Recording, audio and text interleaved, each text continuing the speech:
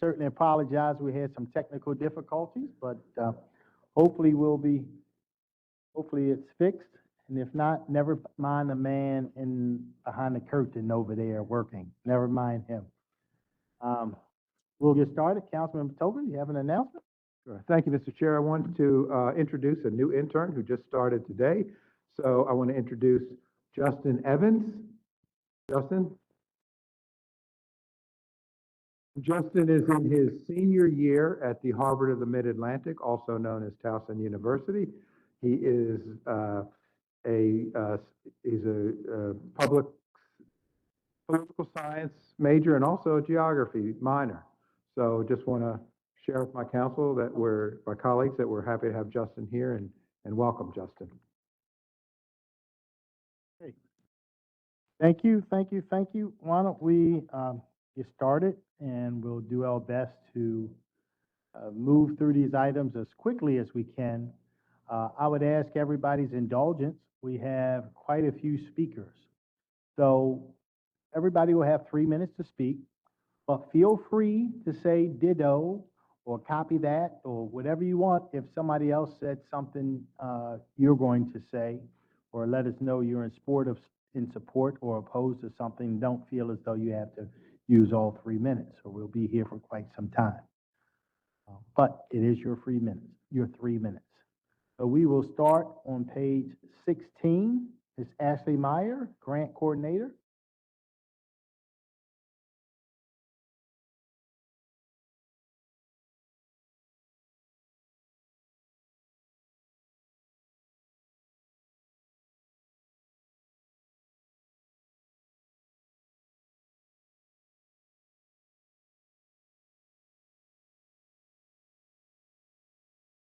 Afternoon. Can you hear me? Okay. Good afternoon, Mr. Chairman and members of the council. The county is seeking a consulting firm to assist with American Rescue Plan Act compliance and federal subrecipient monitoring activities to ensure all of the county's ARPA-funded projects and activities adhere to U.S. Treasury guidelines and reporting standards. The county reviewed 9 responses to its request for proposals and has chosen to move forward with Haggerty Consulting, LLC. Haggerty has extensive experience with local Maryland jurisdictions, ARPA compliance, monitoring and reporting, and they provided the most thorough proposal for addressing the county's needs. The contract is ARPA funded and it has a 23% MWBE requirement. Thank you. Any questions or comments from the members? Thank you very much. Yes. Councilman Crandall?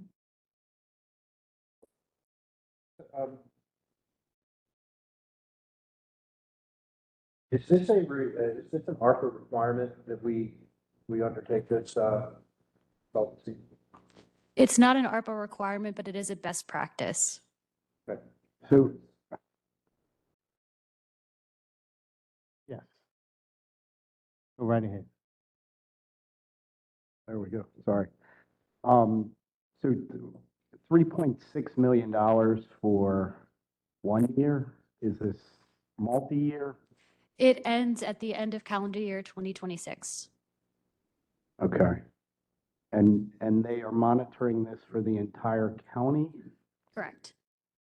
And what exactly are they monitoring? That we spend the money on things that are, I mean, why do we need a consultant to tell us that we can buy fire trucks or? They are going to assist us with reviewing all of the county's ARPA projects to make sure that we are filing and documenting everything the way we need to. And additionally, we have approximately 70 subrecipients of our ARPA funding, so entities that we have awarded ARPA funds to, which we open ourselves up to increased risk when we have other entities spending our ARPA money. So they are going to assist us in making sure that all of our subrecipients adhere to all of the Treasury guidelines for monitoring and reporting. And they're going to audit those entities? Yes. So they're going to go into these entities and make sure that they're not buying Range Rovers or something like that with the money. Correct. We're absolutely sure that's what we're doing with this. Correct. Okay. That's Rogers, and then you, Councilman. Thank you, Chairman Jones. We know, looking across the country with the current compliance and auditing, I was just with my colleagues, the National Association of Counties, our fall convening with the largest jurisdictions in the country. And one of the other issues is to work very, very closely with the federal government in auditing, because there have been these oddities that have come up in compliance where there are certain citations that the federal government indeed is placing out there that you have to work through. So we want to make sure we're keeping our eye on both pieces of this, our pieces with our multiple grantees, ARPA-funded grants, that we're getting the paperwork that we need, that they are indeed in compliance with the expenditures and how they use the money based on what the money was awarded to, but also working very, very closely with the federal auditors. So can I ask this question? If they found a problem, or let's say one of our subcontractors, grantees that we've given this money to, and they're blowing it on stuff that is not allowed. And then the federal government finds that, what do they do to us? Do they come back to us and want the money back? Well, it becomes an audit exception, and then we have to negotiate with the federal government on that. But we would immediately work with that grantee in terms of trying to cure that issue and requesting our money back or clawing back the money.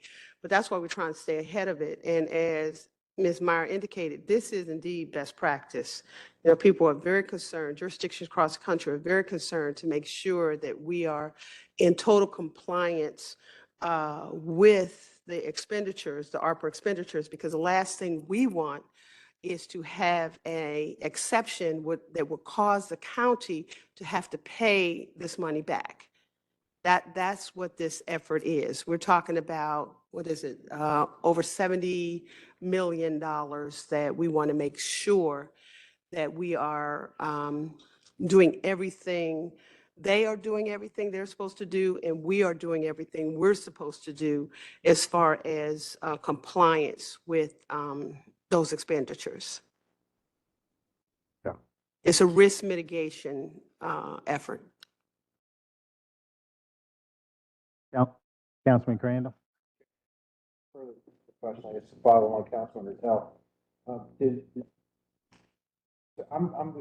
If I recollect over the past couple of years, when the council's been asked to approve ARPA funding, sort of looking at you, Ms. Rogers, there were questions asked among my colleagues and I, okay, how do we know that this is eligible? I think that question has been asked a few times. When a particular matter has come before us. And how are we monitoring what our vendors are doing with this? That question, if I'm not mistaken, has come up by members of this body as well.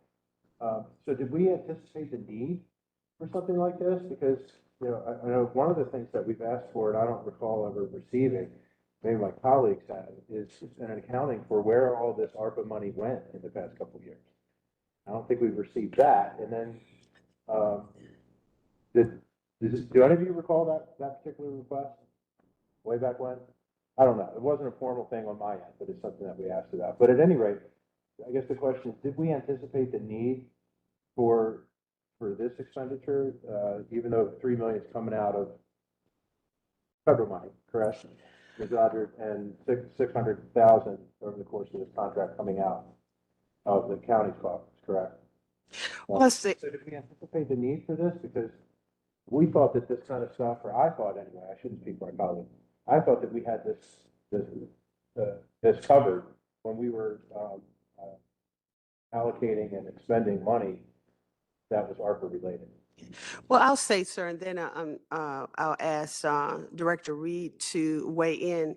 I feel that the county has done an excellent job in our allocation, on our deliberative process in terms of what was funded. the first part of your question where you indicated the allowable, what was allowable, we worked in close consultation with the auditing team that is assigned to Baltimore County, the federal team, Mr. Reed and his team. If there were any questions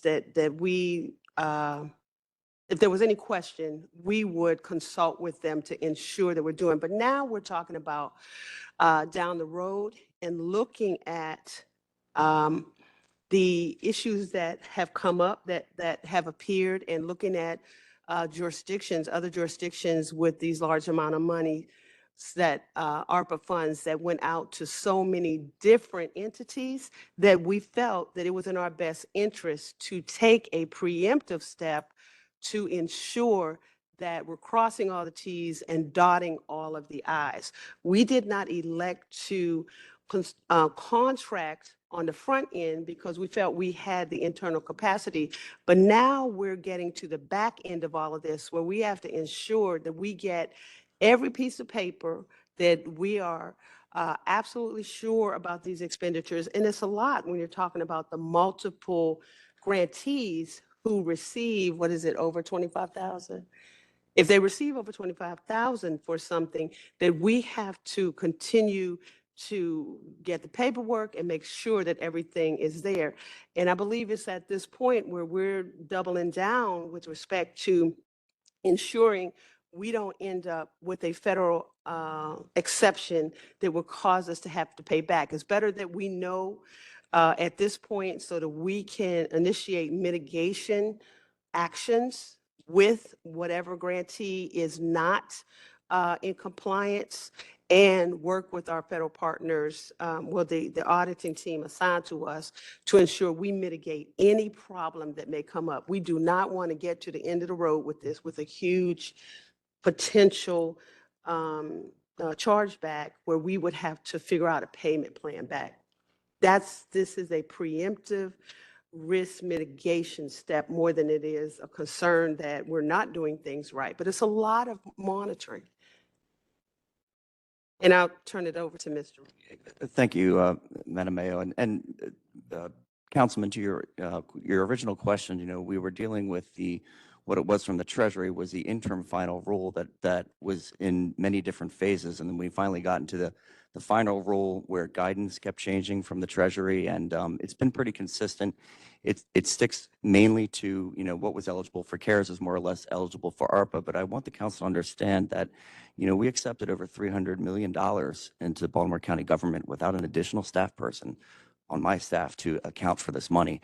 And especially when we're dealing with ARPA, the guidance has changed where you do have to go out and monitor these sub-vendors.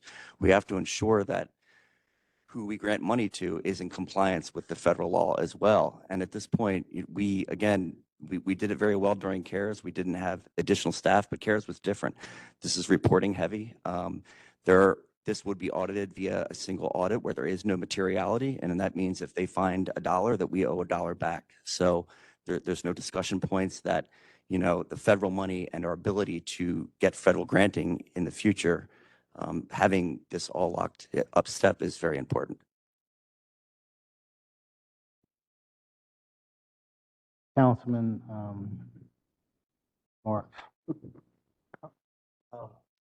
Will the county council's auditors receive the findings of this report? Yes, I see no reason why they wouldn't.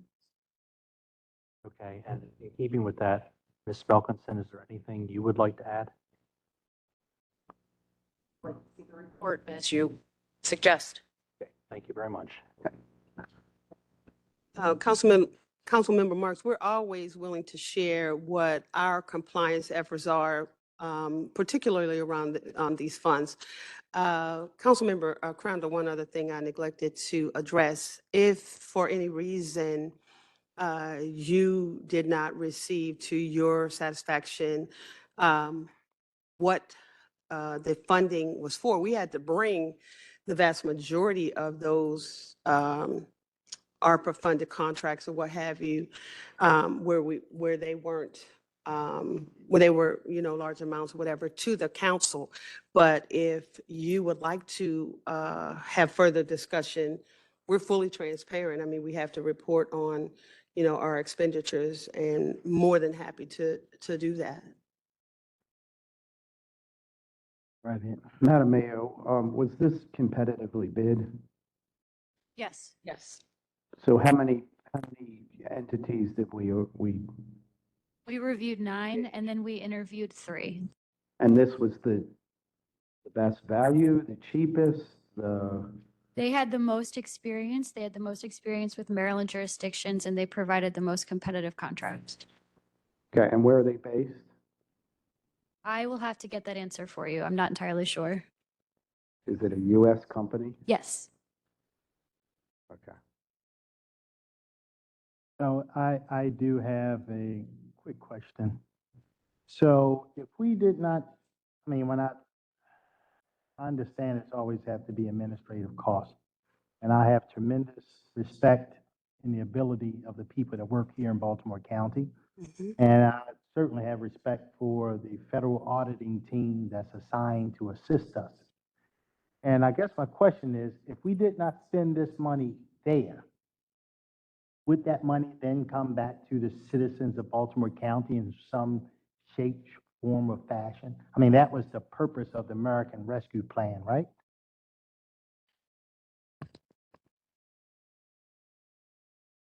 Mr. Chair, if I may, I could address that.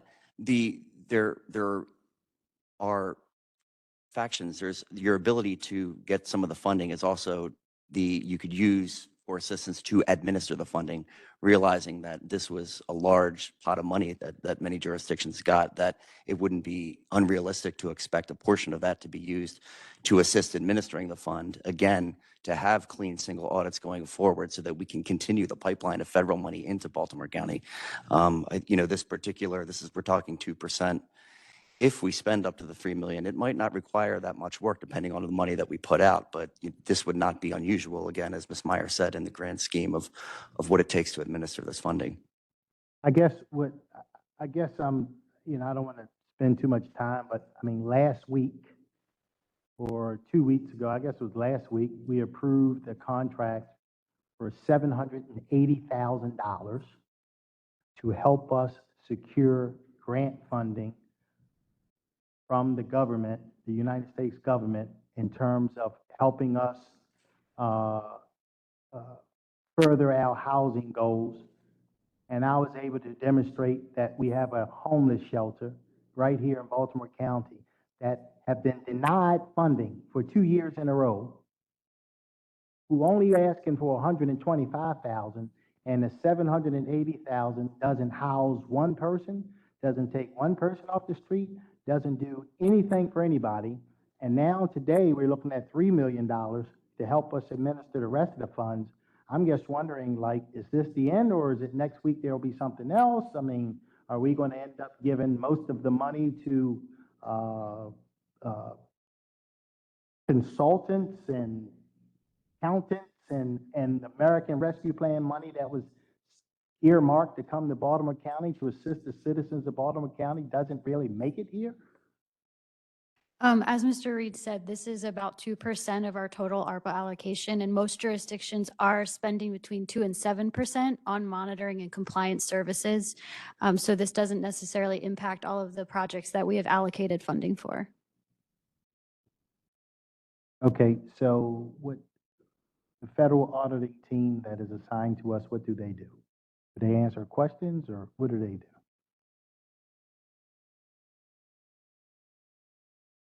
The federal auditing team that would come with us, they would review plans that we have. They would ensure that we have the requisite documentations in preparation for a single audit. And again, the large piece that we don't have personnel for is going out and doing these sub-vendor audits for those out in the community and those agencies that we've granted money to. That is going to be kind of the big lift. That is a large staffing component. We also have questions that we ask on interpreting how our spending and our plans are aligned with the final rule. and they can provide that guidance on that, whereas our external auditors cannot because they're auditing us. So, we're at that point where, as we work through the remainder of the plan, that having, the expertise available and the personnel to, the boots on the ground as far as getting out into doing the sub-vendor audits, as well as interpreting, the final rule that has come through with the remaining spending plan is important to us. And Mr. Chair, I want to reiterate, prior to the final rules coming out, this boots on the ground piece of physically going out was not something that the jurisdictions, knew and literally were prepared for, because what it could have been before the final rules came out, that you hired some ARPA-funded staff to do that. But now we're at the end of this, and sometimes that happens with the federal government, that you'll get final rules that change the circumstances of what your original planning was, because a lot of times final rules come out so late. I've experienced that in so many different funding pools that you then have to change your strategy. Again, I'll reiterate, this is a risk mitigation step, because now that we have, as well as a boots on the ground step, now that we have to go out into the community to monitor and to ensure that all of these grantees are in compliance, crossed every T, dotted every I, to prevent us from having an exception, a federal exception that could impact our future potential for federal funding. We believe that 2% of the monies that came into Baltimore County is protecting the taxpayers of Baltimore County's, protecting the public trust. Councilman Katz? Yes, Mr. Chairman. The audit report from the feds, if you do have an exception, that's the end of the road, so to speak. We always have a conference afterwards and talk about what needs to be done to correct what you've done. So we wouldn't have the opportunity to go in and make the corrections that the federal government has found, then, so that we don't have to pay this money back? Well, our hope is that we won't have any. So far, we have had an excellent audit on all of the CARES Act money. We had no findings of audit exceptions where we had to pay money back. That's first. Secondly, again, this is to ensure if there are issues, we can correct them immediately, but we would have to take proactive steps with all of the grantees. We just don't have, at this point in time, the critical mass of staff that we're going to need to do that. But with respect to discussing, if we found something, we would have to discuss it and do a plan of mitigation with the sub-grantee, because that's what they're looking at, whether the sub-grantees have done what they needed to do. And they expect that we are doing that, but they're requiring now that you have a person physically go out. So I guess I'm a little confused. Well, the federal government's going to do the audit. They're doing an audit, right? So our external auditor would be doing the single audit of all federal money. So they would work. The idea is that you would have something hopefully very well packaged up by the time they get here, and this firm would help us do that, to package it up so you don't end up with a finding in the single audit that could potentially result in disallowances. And a disallowance, hopefully you wouldn't have any, but if you have, we're talking about $161 million. If we had a large disallowance, that would come out of the county's fund balance if we had to pay that back. And that's not a situation or a place that we want to be in down the road. So you're having an audit before an audit? Yeah, more or less, yes. We are, it's a compliance. We are ensuring that we are complying with the final rule issued by the Treasury.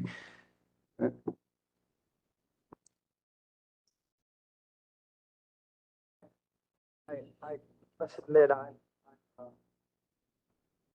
having worked in this area for a while, and I am a little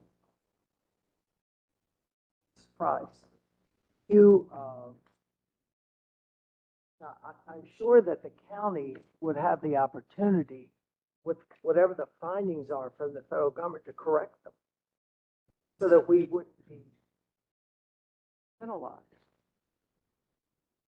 So again, we have, it would be our external auditors via the single audit. What Treasury is going to do and how they are going to audit, it's a little unclear at this time, but they could have the federal government themselves come in. But really, this is in preparation for the single audit, which is the audit of all federal money coming into the county. And again, there is no materiality on it. So if you find $5, then you owe that $5 back. You do a lot of prep work and pre-work to, again, package up. So if we're talking about labor distribution chargebacks, or other grants that we've issued, you do a lot of upfront work to be able to ensure that. And we do work with them, but findings are findings in the single audit.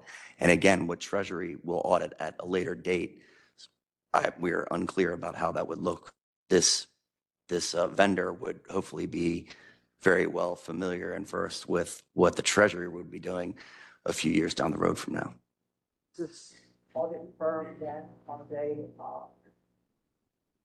well known by the federal government? Because we had them in the audit. I think the vendor that was selected is a resident expert in that area in the federal funding that would ensure that we would be in the best possible position.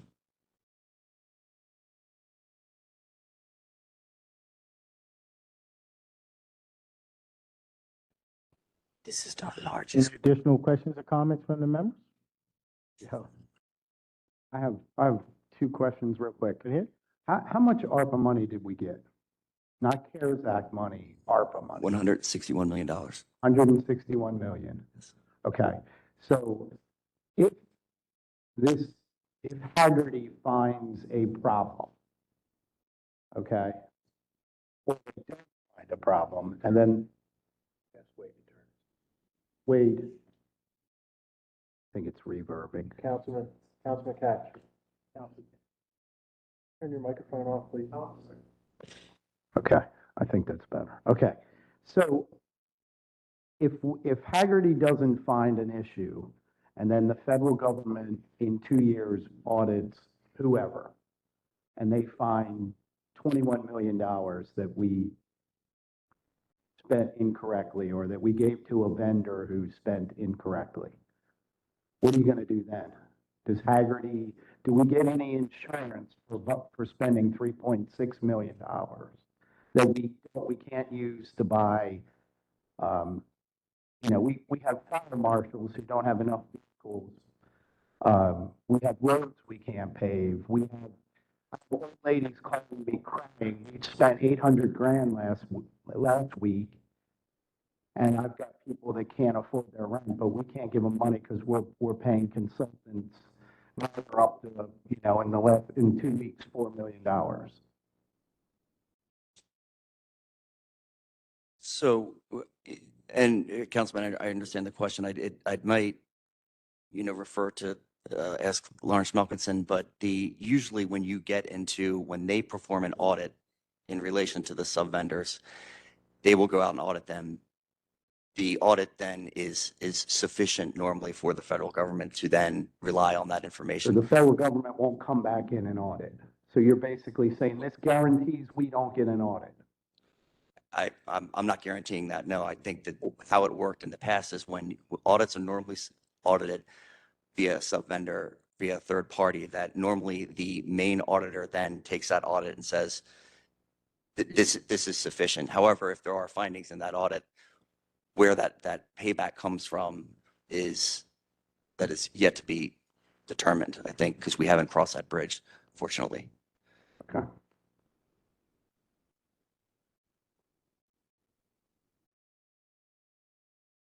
Okay, any additional questions, comments from the members?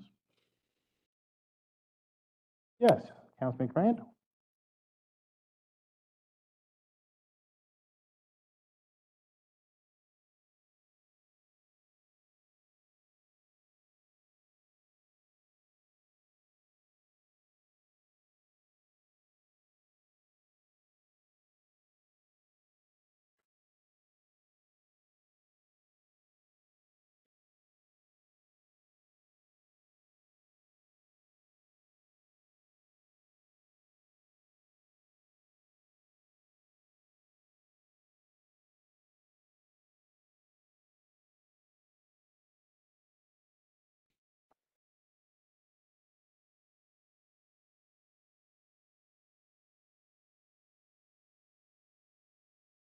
consultants will be bringing on. I would think that one is out of time. Doesn't appear that they are. This thing, right?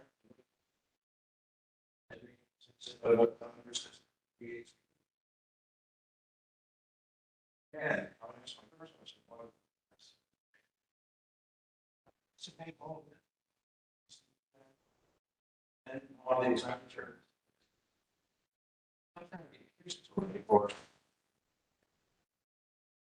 It's just, these two contracts. Sort of. It's not necessarily having. Councilman Crandall, thank you for that question. Let's go back to housing and community development. One of the aspects of that request was to seek this entity's support to go after additional money that just recently became available and is due by the 31st of October. So no, we couldn't have anticipated that part of the work because we did not know that the federal government, well, HUD, would put out this money and ask jurisdictions to apply. So no, we couldn't have anticipated that. And I'll say again, with all of this, particularly on the compliance side, until those final rules came out, and this is something that public administrators across the country, have voiced concerns about, that there were aspects to the final rules that they didn't really know we were going to have to do, which is not uncommon. I've seen this for years, that when the final rules come out on something, federal final rules, sometimes it takes a couple years for final rules to come out that guide, the state side, that you can't anticipate. In this instance, the county made a deliberate decision on the front end not to bring in contractors, when a lot of other people were bringing in contractors just to administer their funds. I mean, there were lots of jurisdictions that did that. We chose not to, and I feel we did an outstanding job with CARES and heretofore. However, when the final rules came out that said you must go into the community to these entities to do on-site reviews, that's something that we're not staffed for. And it is, from all the other jurisdictions' feedback, it is a best practice to have as I think someone just said, audit before the audit, to ensure that they're dotting their I's and crossing their T's to ensure that they're doing the right thing, because this is a large amount of money that we do have to be accountable for. Fortunately, it's not all of the ARPA money. This is approximately, is this correct, Mr. Reed, 70 million or so in the grants that we gave out. So the monies that we use for staffing and things like that, that's on us. That's on Baltimore County government to ensure that we did the right thing. So our track record so far, because the auditors have been working with us, they're auditing prior quarters and prior years already. Where we're concerned, and that's what this part of the work is, Councilman Crandall, which no, we did not anticipate that we were going to have boots on the ground going into the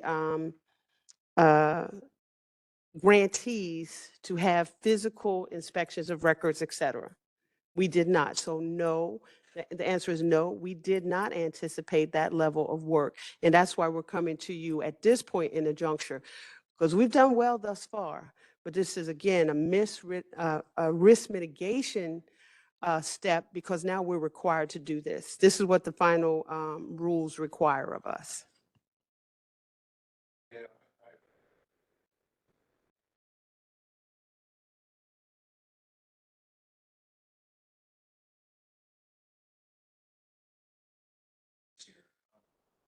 Yeah.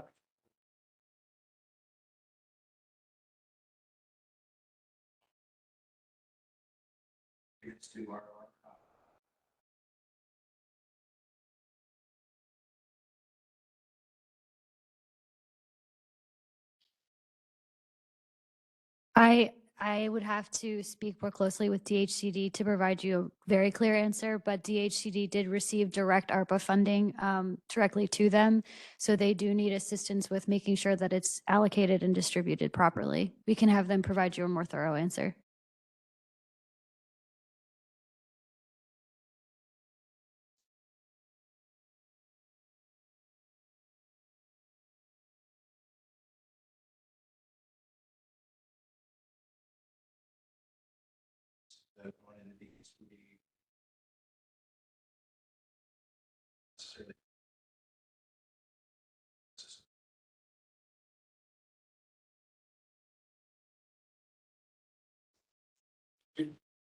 Any additional questions or Yes, comments, Mr. members? Chair. Councilman Patoka. Just one comment. I'm looking through the fiscal summary, and it does indicate that 83% of this monitoring or this agreement is being paid for by the federal government. And so while we have a small, it is taxpayers, no doubt, agreed, Councilman Catch, but we are doing work that helps us be sure that as we submit all of our documentation, correct me if I'm wrong, that it's done correctly, that at the end of the day, we're not having to pay money back to the federal government that may have not been used appropriately, or if there's any kind of inaccuracies or inconsistencies. And so to me, it seems like if we can do this now, utilizing 16% of county funds and 83% of federal funds, and we can get this this activity going under that funding scheme, that seems reasonable to me, because if we don't do it this way and we have to do it later, are we then, and I'll ask this as a question to Ms. Rogers, are we then, we're doing it at 100% of the county funding the entire activity?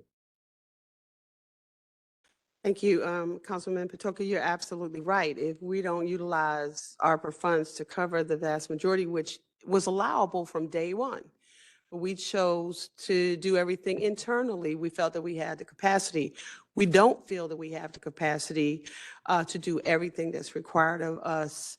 And I guess that the analogy I'll use, I'd rather know what I don't know before we get to the end, so that we can take some, preemptive actions with any contractor or grantee who is currently not doing what we need them to do, documentation wise, et cetera. We can work with them in advance.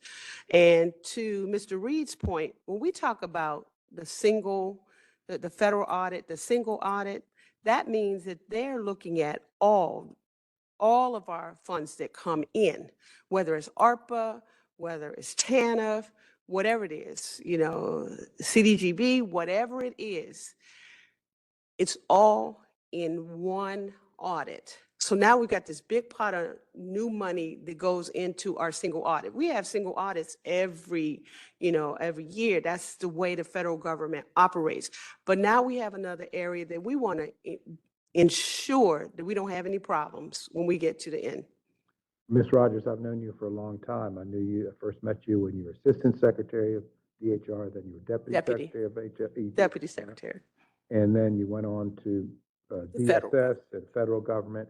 And in your experience in these positions, have you ever seen this to be a prudent exercise before there's a federal audit on any of the entities that you've had? Absolutely. Absolutely. The state, during my tenure as Deputy Secretary of Human Services, which is oversight over all local departments of social services, all 24 jurisdictions, we had a joint issue with a federal audit between the state health department and our department around Medicaid funding. Huge issue that one of these two agencies were going to have to pay back. But again, it came down to making sure that all the local departments of social services and all of the local health departments were in sync. So yes, this is a prudent preemptive step to make sure that for us at that point, that the state did not have this huge potential Medicaid chargeback against the state, because it would have come out of state coffers and our departmental coffers. So yes, I have seen this done. Okay, thank you, Ms. Rogers. Okay, any additional questions, comments from the members? Councilman Katz? Are you saying that the vendors that have gotten this money, that, I mean, the county did provide them with the requirements that they'd have to meet? In other words, it's documentation and money can be spent for this and not for that. I mean, the county did provide that information, correct? Yes, sir. But a lot of times when you're dealing with community organizations, sure, you can provide it, but ongoing technical assistance to ensure that it is being done in the way that we need it to be done, literally crossing the T's, dotting the I's. That's something that a potential contractor, not that they're doing anything wrong or spending the money wrong or inappropriately, but they're not keeping on file, for example, the documentation that is needed, like 10 months worth of documentation, or in the case of long-term care, we had to have 10 years worth of documentation. You have to have what is needed to satisfy the single audit. So in this case, as Mr. Reed mentioned, it is the case that from the standpoint of a local auditor helping us to make sure they have those records on hand, and if they don't, they can get them. They can get the records, and we're, ensuring compliance. I know this is during the COVID period, but did the county consider having any classes for these groups that were getting this money to help them understand what it is needed, documentation wise, et cetera? Well, I believe in our early awards, we gave technical assistance, but even in giving technical assistance, that doesn't mean it's always done exactly the way the federal government wants it. I mean, I've been on both sides of that coin in terms of they want it the way they want it, and we need to be able to produce it. Again, it's not always that somebody did something wrong, but it's having the documentation that you need and getting out in front of that. That's why I call this a preemptive mitigation effort. Now that we know we've got to have boots on the ground out there to do it. So you don't feel comfortable that the vendors that we've given this money to have followed the instructions and have proceeded the way that they needed to under the federal? I feel comfortable in saying we presume that they've done it correctly. But in a case where we now know that this is a requirement, the federal government is requiring the various jurisdictions to have boots on the ground, I feel more comfortable having an entity that can help us ensure. I'm a trust but verify kind of administrator. Now, when the federal government does its audit, they do a sampling. I mean, you're not telling me they're going to go to all these vendors and take a look at their documentation, et cetera. You're not saying that, are you? Based on Mr. Reed's example, sir, instances where you have a local audit partner, the federal government will accept that audit because it's a credible entity, will accept the findings of that audit. But let's say you don't have that audit, but the federal government is doing a single audit, right? The federal government does a single audit of all of our federal funds. So you're telling me that they don't do a sampling, they audit everything. I'm not telling you that, sir. I don't think that the federal government could do every single jurisdiction's, every single account. I do not, they wouldn't have the manpower to do that, or the human resource power to do that. What I'm saying in this instance, we need to ensure that our grantees are doing, and not that we're assuming that they're not, but it's just double checking to make sure, now that the feds have said to us in the final rules that you must have, boots on the ground to physically go out, which Baltimore County government at this point in the juncture was not prepared, because that was not told to us up front. Am I correct, Mr. Reed? Thank you. Okay. Thank you so much, Ms. Meyer. And now we will move on to page 20, Mr. Lawrence Richardson.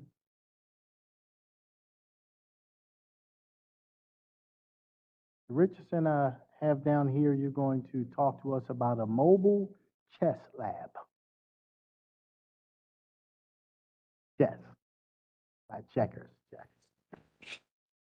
Yes, good afternoon, Chairman Jones, members of the council.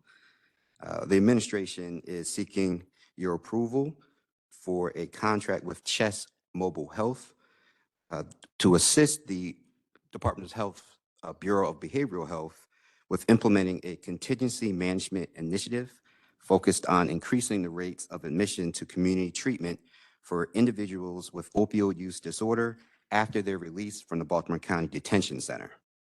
This contract, the initial term for 1 year, will be for $44,600 with 4 one-year renewals. This is funded through a grant from the Department of Health and Human Services, Substance Abuse and Mental Health Services Administration as a pass-through to the Maryland Department of Health State Opioid Response Grant. The vendor will be responsible for creating an initiative that will focus on increasing the rates of admission. As I mentioned, a contingency management is a behavioral therapy that provides tangible reinforcers for evidence of behavioral change in the context of substance use disorders.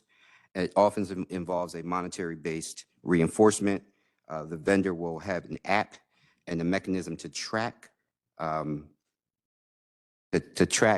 people are released from the correction center, their intake of treatment and medication for opioid use disorder, and offer incentives to help with case management and follow-up for specific intervals to determine a participant has achieved a target amount of behaviors and in order to be eligible to continue to receive these incentives.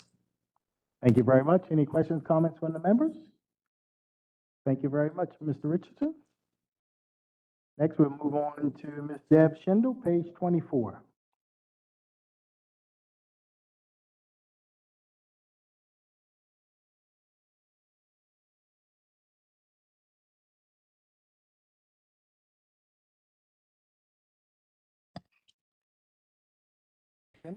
Good evening, Councilman Chair and members of the council.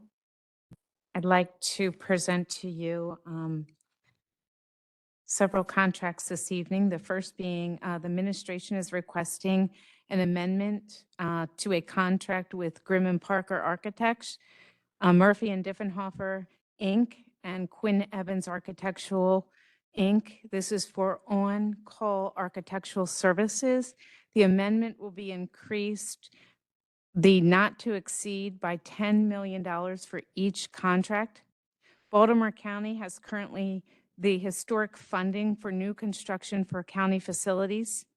Since the contract commenced on May 2nd of 22, property management has encumbered 99% more funding than used in the previous 5-year architectural services contracts altogether.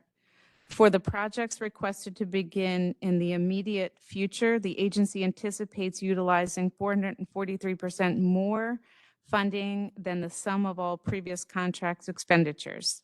The previous contracts not to exceed allowed each vendor 7 million. Of the 21 million available for the combined three consultants, only $5,299,605 was used previously during the 5-year period. For this current contract, property management selected 4 vendors to be awarded to the new on-call architectural service contract, each of which would have was given 5 million not to exceed. One of the selected vendors declined award, leaving property management with only 3 vendors and a combined not to exceed of 15 million rather than the anticipated 20 million. In order to complete the capital profile that has been a priority for this administration, the current contract requires an increase of 10 million for each consultant, which is a combined of 30 million. Increase for all 3 contracts. As you probably are aware, this is competitively bid through the PSSC, which is the Professional Selection Committee. This contract in particular expires on 5/1/26. We currently gave also for the auditors a nice spreadsheet that we could show what line items these capital projects are associated with and where those expenditures were and what year. Thank you very much. Any questions or comments from the members? Councilman Young? Chairman. Just, could you go into a little bit more detail about why the numbers have increased so much? Sure. So in the previous administration, again, we've never built this many buildings and we've never had this much capital pay-go as you have experienced in this administration, which is so exciting. Previously, if we built a new building a year, we were fortunate. Right now, as you probably know, we're very robust in all of the new construction with new buildings, whether it's a senior center or library and all of those.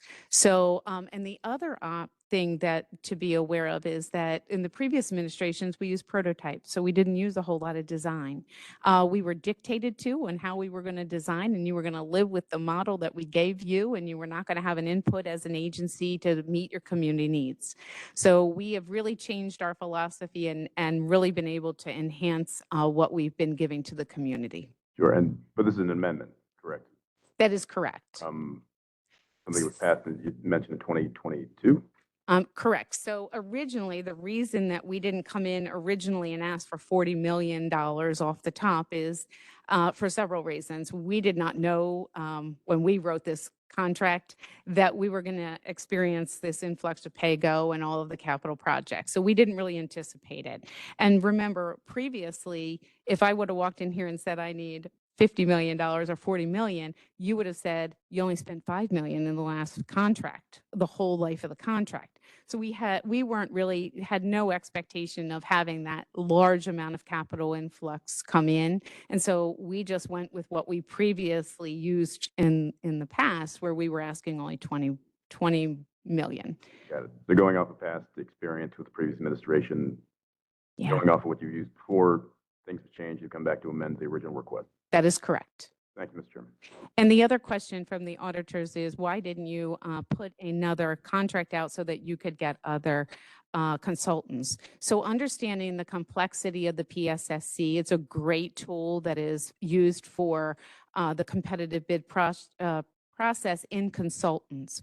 It takes us about 1.5 years to put a new bid out on the street through DPW to get consultants on, whether it's architectural, civil, structural, because it is a very thorough process where we'll put something on the street.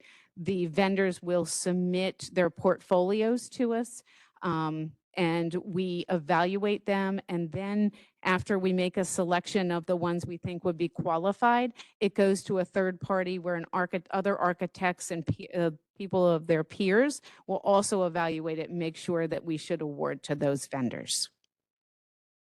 You're welcome. Chair. Thank you. Ms. Schindel, so are these architectural firms, are they doing full design for, let's say, in my district, for example, the Woodlawn Senior Center was a major project, and would one of these firms have done the design for that, or would they oversee some other architectural firm doing the design? No, so typically what happens is this contract is, we have two separate contracts. We have one for space design and for small projects. This is for our large projects. And they are doing, this is architectural firms that are hired to do the whole design. They may use other companies as their partners. Is it Um, subs?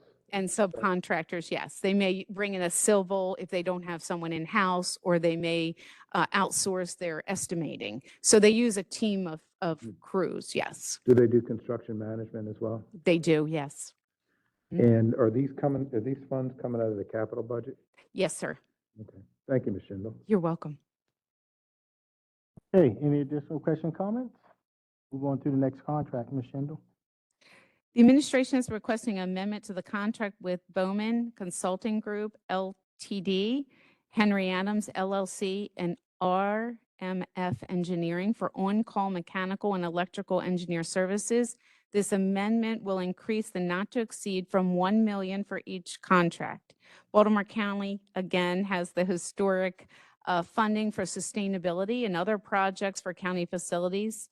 And since this new contract commenced on December 20th of 21, property management has encountered 51 more percent funding than the used in the previous 5-year contract altogether. For the projects requested to begin in the immediate future, the agency anticipates utilizing 199% more funding than all of the sums of all previous contract expenditures.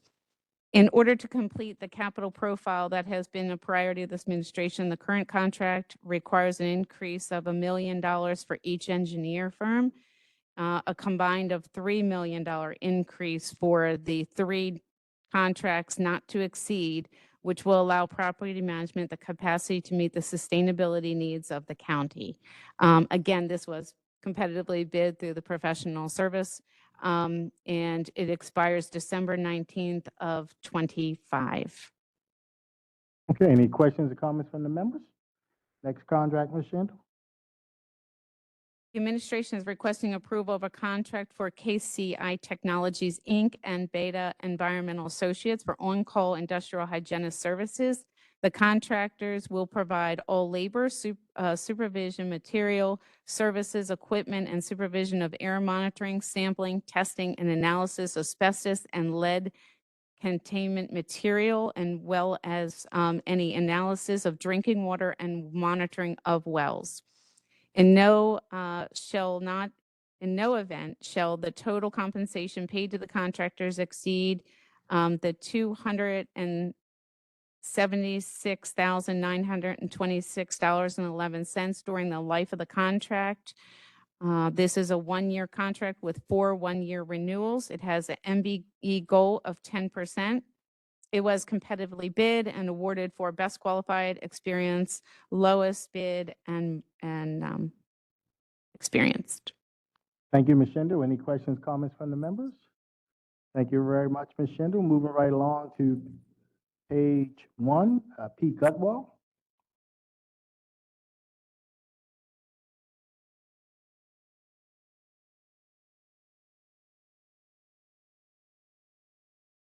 Flood insurance, floodplain. Yes. Good afternoon, Mr. Chairman, members of the County Council. Bill 6723 repeals and replaces the flood insurance rate maps currently in the county code with references to newer maps in accordance with the Federal Emergency Management Agency requirements. I should note that I believe staff have reached out to each and every one of you to explain these maps as well as subsequent regulations or model ordinance coming forth.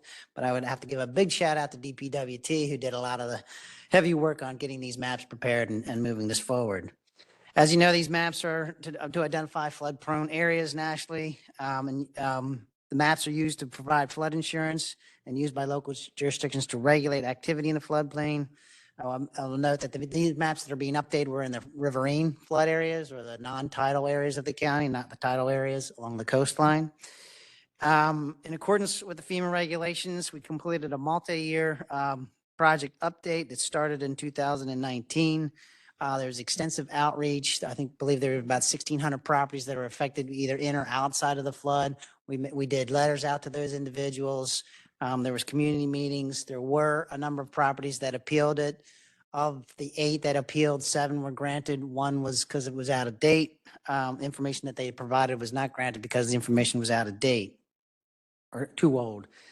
Based on all of that information, we had been working with all the other projects that were coming down through the pipeline, notifying them about the preliminary maps before FEMA adopted these maps and told us we had till November 2nd to adopt these maps. So that's why we're in front of you today in order to being consistent with the federal emergency management requirements, meeting the deadline of adopting these maps by November 2nd. That's my testimony. Thank you very much, Mr. Gutwell. Any questions, comments from the members? Hearing none, thank you very much. Sure. Move right along, Ms. Laura Riley, Bill 6823, page 2.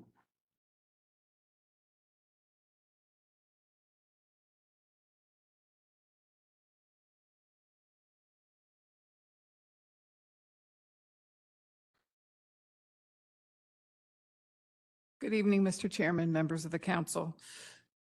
The administration is respectfully requesting the county council to approve a supplemental appropriation to accept federal funds made available through a grant from the Maryland Department of Aging in the amount of $31,273. The state has redistributed some of their ARPA funds that was given to them through the Administration for Community Living, and therefore we were allocated additional funds on top of what we'd already received early in the year. These funds will be used to provide additional services in the different funding areas that we received the money, which include caregivers, congregate meals, and home and community-based services. Just to note, this is not Baltimore County ARPA funds. These are funds directly to us as an area agency on aging, not connected to the funds that are given to Baltimore County directly. Thank you very much. Any questions or comments from the members? Hearing none, thank you very much, Ms. Riley. Move right along, Stan Jacobs, page 5, Bill 6923.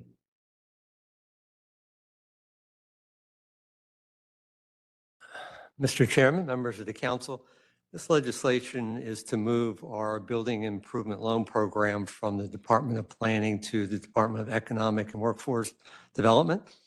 This basically provides low interest loans for exterior improvements in our commercial revitalization districts.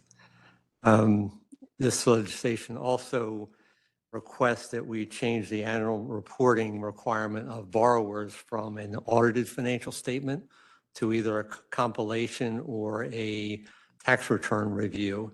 The reason being the audited statement is very expensive. It's usually at least $5,000, probably upwards of 10 for just a small company.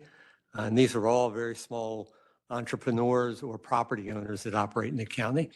So we think it's just not cost effective for anyone to use the program. They have to spend $5,000 or more a year to accomplish the preparation of financial statement. And then the last part of this legislation is to move reporting to council on a quarterly basis, from a quarterly basis to an annual basis. And the reason being, there's not that much activity in this program. So we'll continue to make 7-day notifications to council. And then once that clears that 7-day period, the transaction is considered approved. Okay, thank you. Any questions or comments from the members? Thank you very much, Mr. Jacobs. Thank you. Next, we'll move on with Ms. Savitra Peoples, page 7, Bill 40-23.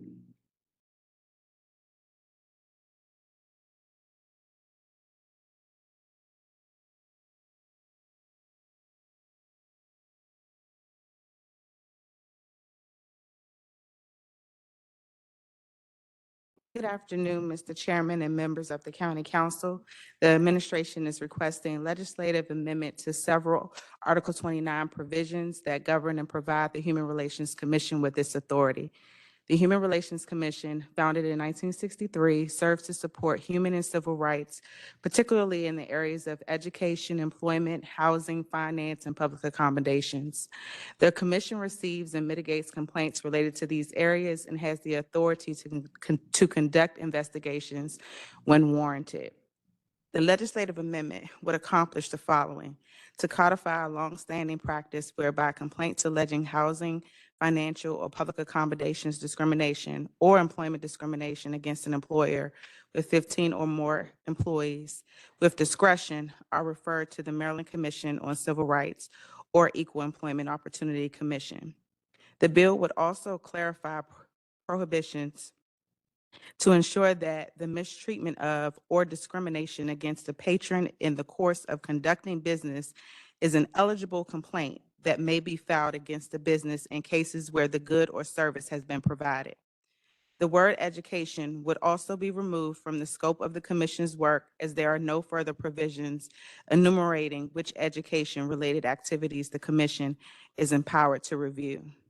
And last, as per feedback received from several of the council members, in accordance with national best practices, this bill would empower the commission to establish a fee and/or take legal action against entities who fail to respond to a subpoena within a designated period of time. Please note that you will receive this specific amendment later this week for your consideration. Thank you. I'm happy to answer any questions you may have. Any questions or comments from the members? All right, thank you very much. Thank you.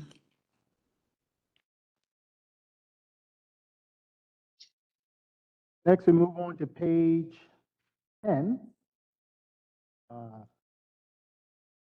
Bill 6323. Councilman Katz, you want to tell us? Mr. Chairman, we had worked on this last week and thought we had arrived at a satisfactory conclusion.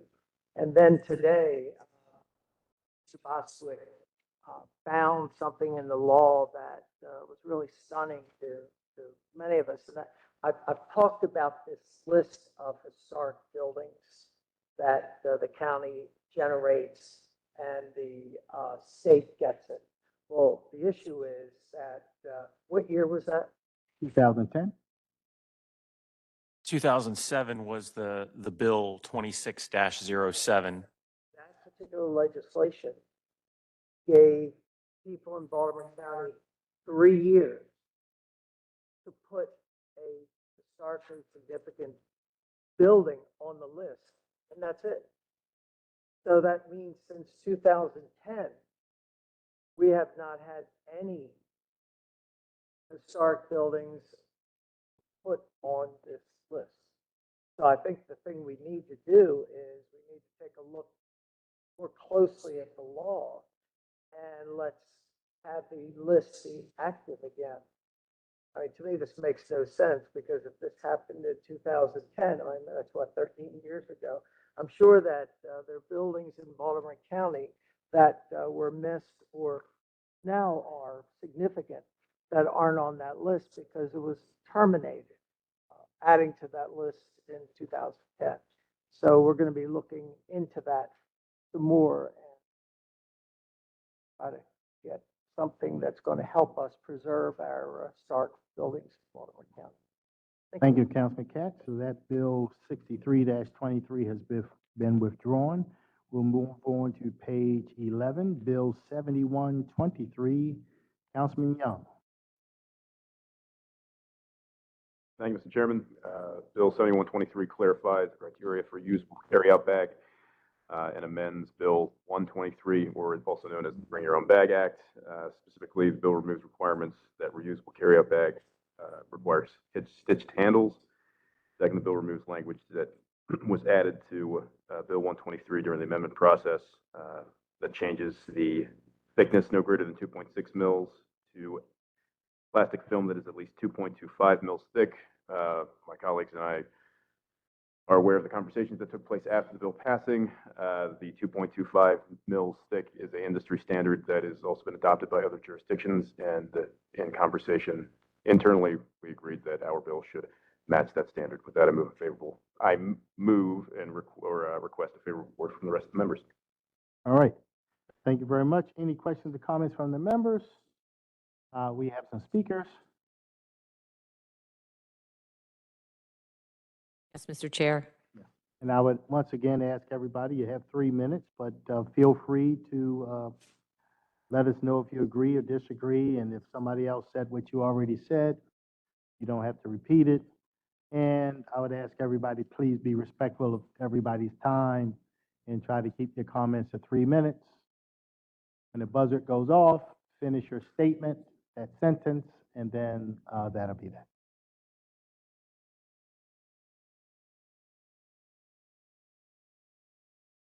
Mr. Pete Gutwall?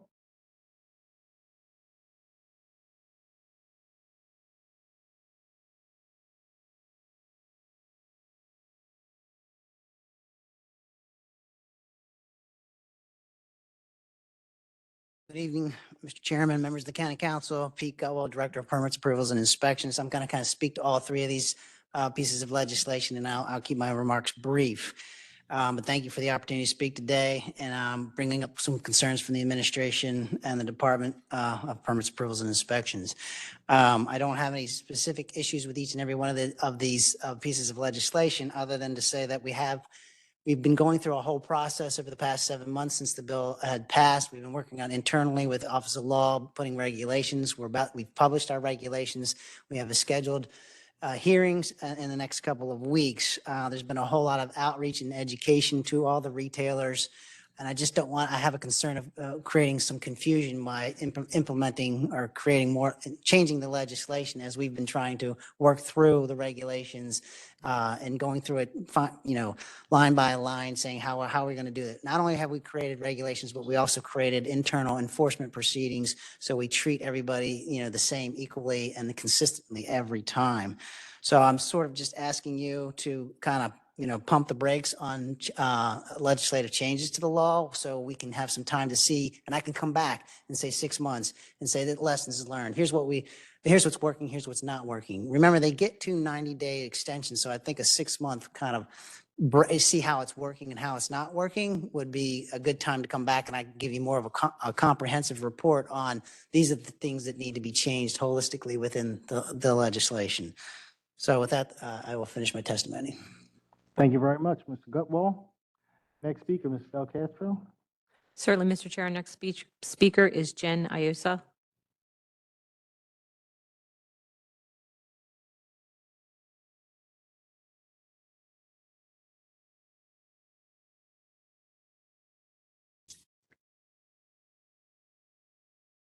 Good evening, Mr. Chairman, members of the council. Like my colleague, Mr. Gutwall, I'd like to speak on all three of the bills related to the Bring Your Own Bag Act. I'm here in my capacity both as the Director of Government Affairs, but also in my role as the Chief Sustainability Officer for Baltimore County. In most jurisdictions that have implemented some kind of plastic bag ban or bring your own bag bill, the goal has been to reduce plastic pollution and to encourage behavior change towards something that's more sustainable. Single-use plastic bags are everywhere. They are petroleum-based, they are not made to be reused, and are rarely, if ever, recycled. These convenience items often end up littering our roadways and streams and persisting in the environment because they do not break down. After the Bring Your Own Bag Act was passed by this council only 8 months ago, we proudly, as the administration, held a bill signing to celebrate this law. And we hope to reduce the proliferation of single-use plastic bags. The administration does not support any effort to weaken the current law, period. The current law provides for exemptions for dry cleaning films, food packaging, and wraps for food safety. The current law clearly defines retail establishment and reusable carryout bag. and requires customers to pay a modest 5 cents if they receive a paper bag. Council Bills 71, 72, and 73-23 seek to upend the current law. As written, 7123 would redefine reusable carryout bag to remove the stitched handle requirement and include very thin 2.25 mil plastic films that generally are never reused. This change would allow retailers to continue offering slightly thicker plastic bags instead of encouraging the use of reusable bags or paper bags. We have seen this happen in other jurisdictions. 7223 would exempt fast food restaurants from charging 5 cents, and 7323 would completely exempt liquor stores, no matter how big or small from the current law. If passed, these changes would take effect before the current law's effective date, weakening the law we supported 8 months ago and continuing the proliferation of plastic bags. Let's try and make the current law work before we dismantle it.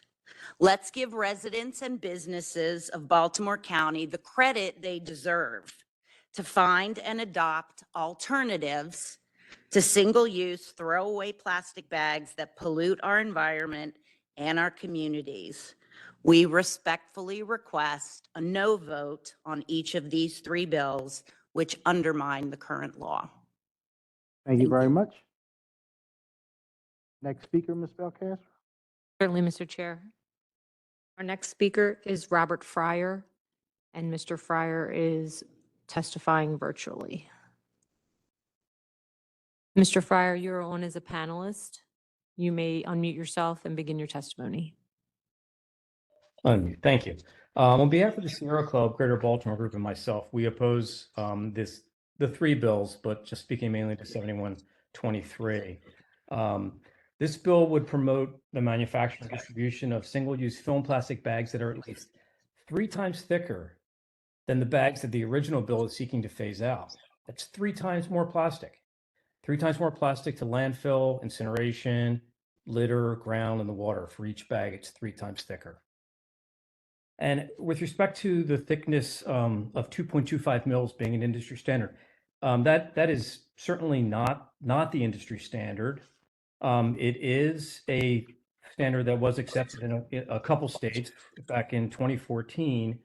One state in 2014, another state in 2019 adopted that 2.25, and all the other states have not. So it's definitely not a standard. And by the way, the state that adopted it in 2019 is Delaware, and they have since amended their law to remove that thickness.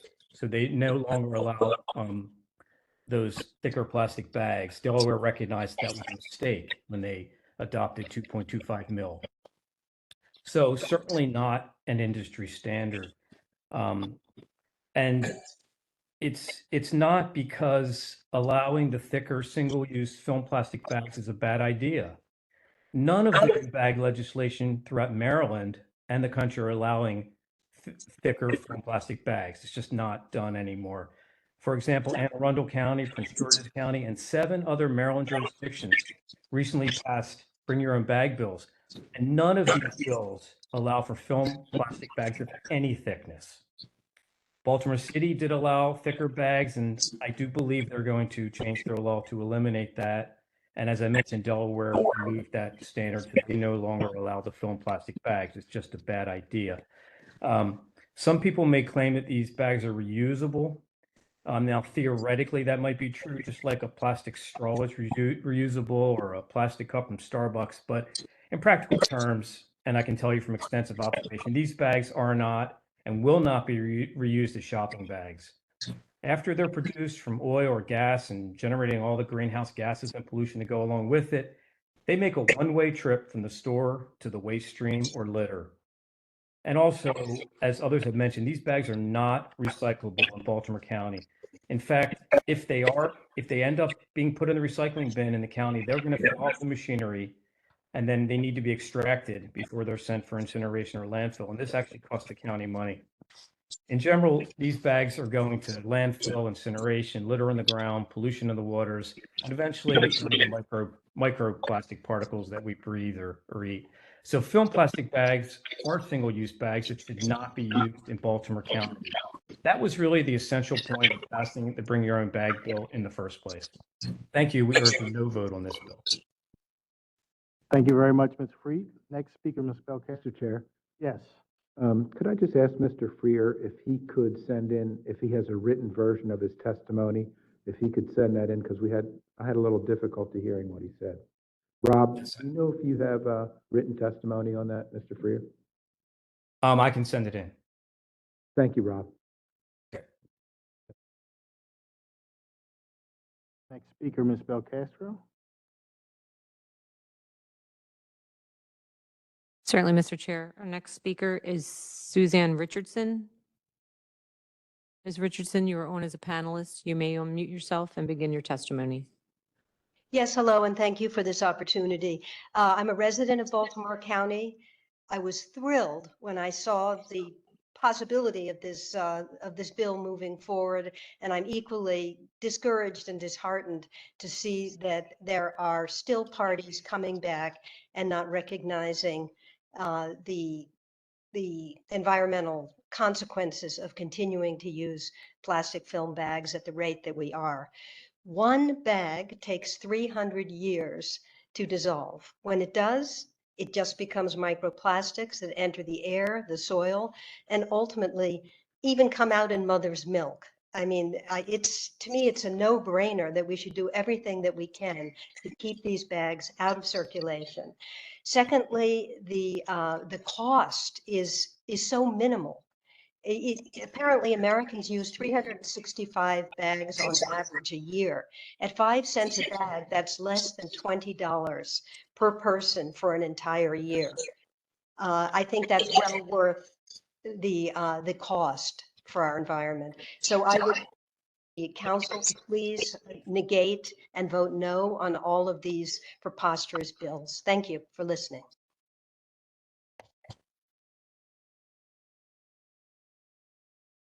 Thank you very much. Next speaker, Ms. Belcastro. Yes, Mr. Chair. Our next speaker is Beth Jarrett. Ms. Jarrett, you are on as a panelist. You can also put your camera on if you'd like, and unmute yourself and begin your testimony.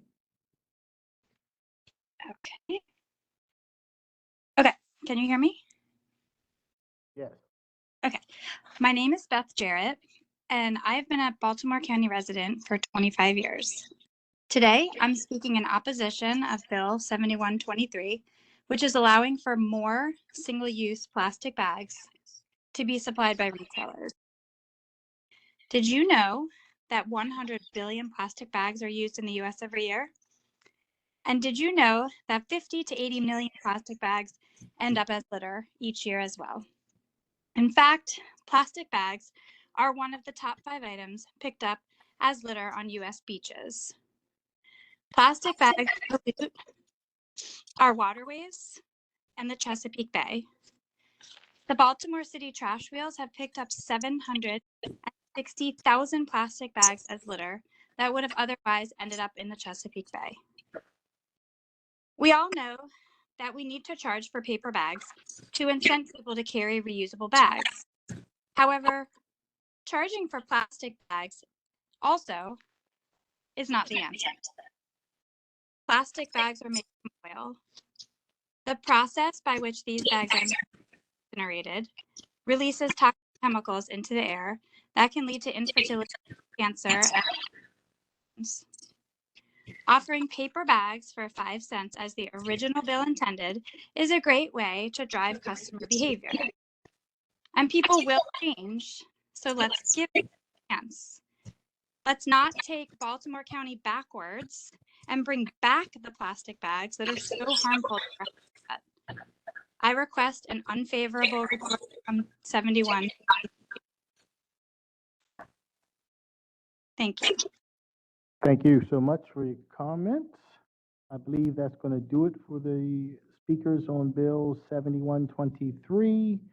Any additional questions or comments from the members before we move forward?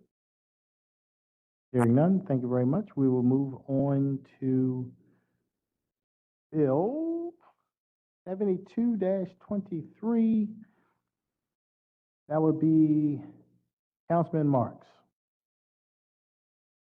Very much. In short, Bill 7223 sets forth a definition for a paper carry-out bag. It also contains several exemptions from this definition, including a paper bag used to package bulk items, including fruit, vegetables, nuts, grains, candy, or small harbor items, contain unwrapped prepared food or bakery goods, or contain prescription drugs provided by a pharmacist. Last, the definition states that a paper bag provided by a food service facility that is necessary to meet food safety and contamination standards is not considered a paper carry-out bag. Thank you very much, Mr. Marks. Just going to take a quick point of privilege. Mr.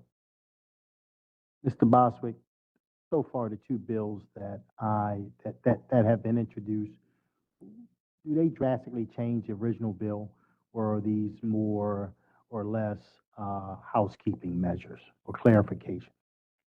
Mr. Chairman and members of the council, these are, as you just characterized them, they are technical changes. The first change that Mr. Young testified on for Bill 71 clarifies the council permitting thicker plastic bags to be reusable, and his bill clarifies what constitutes one of those. And then the bill that we are on now, Bill 72, clarifies, since we have a definition for a plastic reusable bag, or I'm sorry, a plastic carryout bag, we now would have a definition of a paper carryout bag. Both, interestingly, both Bill 1-23, which was the original bill, had not an exception, but it had a statement that a plastic carryout bag does not include a bag that is used by a food service facility to address, potential food contamination issues. Bill 72 has the exact identical language related to a paper carryout bag. All right, thank you very much. Any additional questions or comments from the members on Bill 72-23? Councilman Crandall?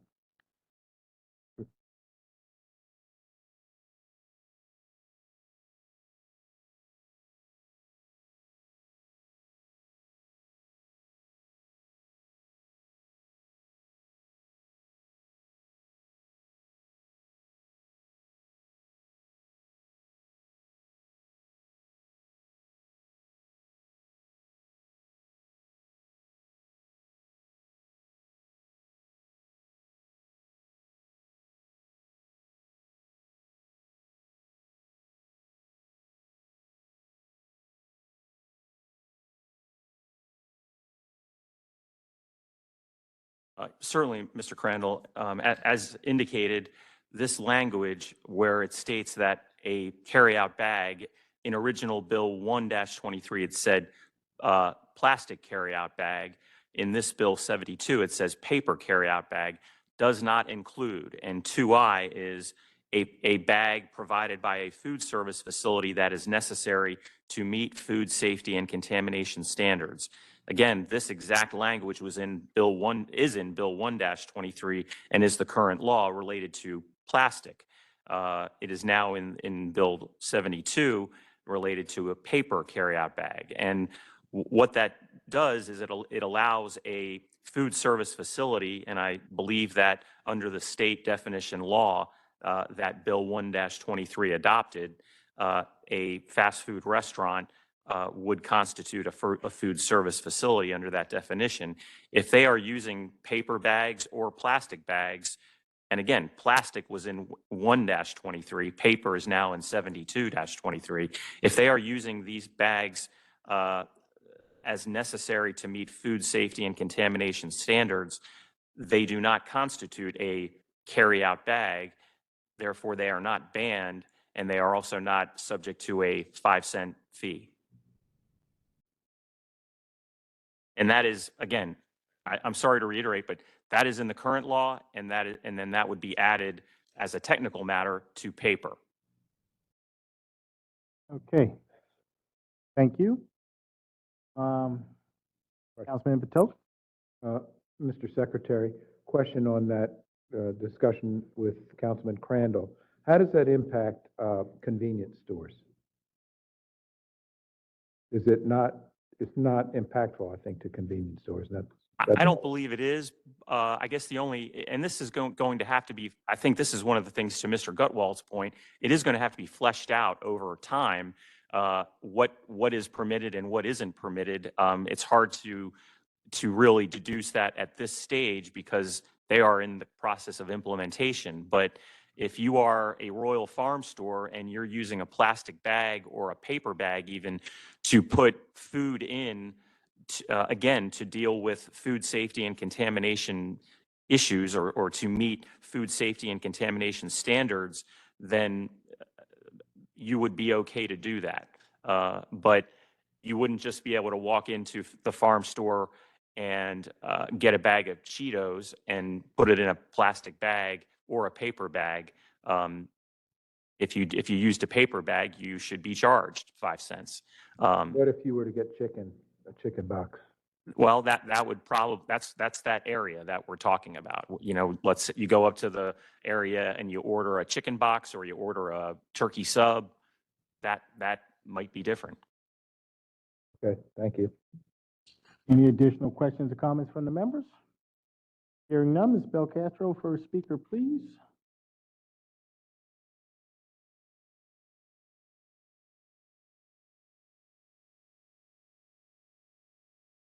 Again, Mr. Fryer also signed up to speak on this bill. Yes. Okay.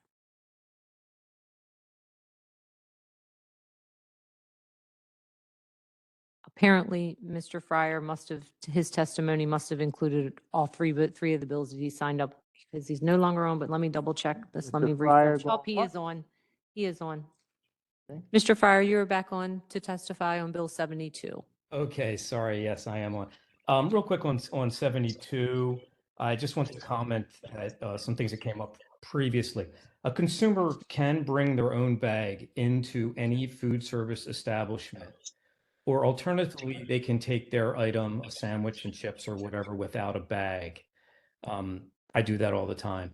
It is a little more challenging for drive-through, yes. And I believe one jurisdiction has exempted drive-through. But in general, if someone is motivated to not buy the bag, they can avoid it. I agree that paper is not as significant an issue as the film plastic, and whereas the previous 7123 really does change the entire emphasis and outcome of it. It sort of changes the whole result of Bring Your Own Bag Act by allowing film plastic. The paper is not as big of an issue as far as that, and it's as far as the fee or not. And that's all I have to say about 7223. However, in general, we're opposed to modifying the bill before it's implemented, so we would urge a vote against it. All right, thank you very much for your comments. And we'll move on to the next speaker, Ms. Belcastro. Certainly, Mr. Chair. Our next speaker is Suzanne Richardson. Ms. Richardson, please speak up. Yes, sorry.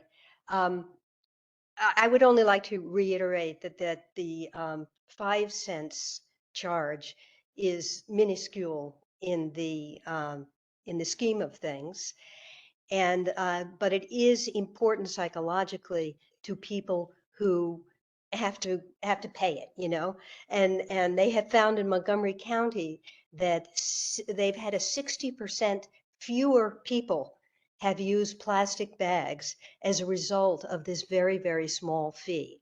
So it seems insignificant, but it is an important part of the psychological moving and transition into a different way of looking at how we shop and how we reuse bags. So thank you. Thank you for listening. Thank you so much for your comments. Any questions or comments from the members, having heard from all the speakers on 7223? Next, we'll move on to 7323, the liquor store exemption. Basically, I submitted this bill in response to several small business owners who came to me and said, number one, that they were considered small businesses. They didn't want to be required to charge their customers or nickel and dime their customers and charge them 5 cents for a paper bag, when in fact they had been doing business in Baltimore County for over 40 years. They respect their customers and they feel comfortable giving their customers a paper bag and don't want to charge them. As a result of the conversations I had with the small businesses, I submitted this bill to make them exempt. So any questions, comments from the members? We have some speakers.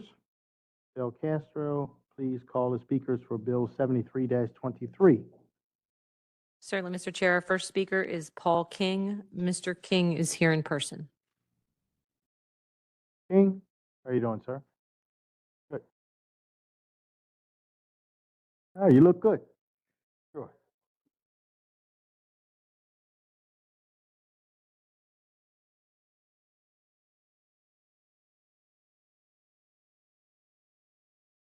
You need to press the button. I'm sorry, Mr. King. Again, let me introduce you to myself. I'm Paul King, owner of King Liquors, 8226 Pulaski Highway, Rosedale. I'm president of the Baltimore County Licensed Beverage Association for several years. The bill that was passed recently was for environmental purposes, but exempted the mom and pop stores, and that's great. But you excluded liquor stores for whatever reason, I don't know. But the history, all liquor stores in Maryland are basically mom and pop stores. There are some exceptions. Baltimore County Liquor Board rules states that you must own and operate one location in the county, and that's it. For the most part, they are all owned and operated by people like myself, who has operated this store since 1988. Okay, let me explain to you how alcohol is purchased. A case of beer, 30-pack, comes in a cardboard package, no bag needed. A case of beer, 24-pack, cardboard, no bag. 18-pack, 15-pack, 12-pack, which we do a lot of, and everybody sells a lot of them, comes in a cardboard container, no bag needed. So we're not generating trash. A 6-pack or a 4-pack both come in cardboard packages. For the most part, a bag is not needed because they have their own carrier. Now, wine and liquor, 1 or 2 bottles should be put in a bag, but if you use a paper bag and it gets wet, the bag's going to break, you're going to have an irate customer. The customer's going to look at the invoice and see that he's paying a nickel for a bag, and he's going to spend $200-300 on a bottle of bourbon or tequila. He's going to be a very upset customer. If you purchase 3 or more bottles, for the most part, you reuse the boxes that it comes in. Again, we're not generating any trash or any bags. A customer buys a soda and a bag of chips, 9 out of 10 times the product's open and drank and eaten as they're walking out the store. So again, no bag is used. I mean, how liquor stores or mom and pop and how we use more plastic bags than anyone else is beyond me. But someone said they were driving around Pikesville or Towson and noticed the abundance of plastic bags and trash. And again, I agree, there is trash everywhere. I drive down Martin Boulevard and Pulaski Highway, and I noticed tons of trash. McDonald's wrappers, Burger King, Panera, Chick-fil-A, soda bottles, cups, water bottles. And yes, I did see several garbage bags on the side of the road, and I did see plastic bags. Every morning before I open up, I got to use my employees to clean my lot. It's filled with everybody's trash, not all mine.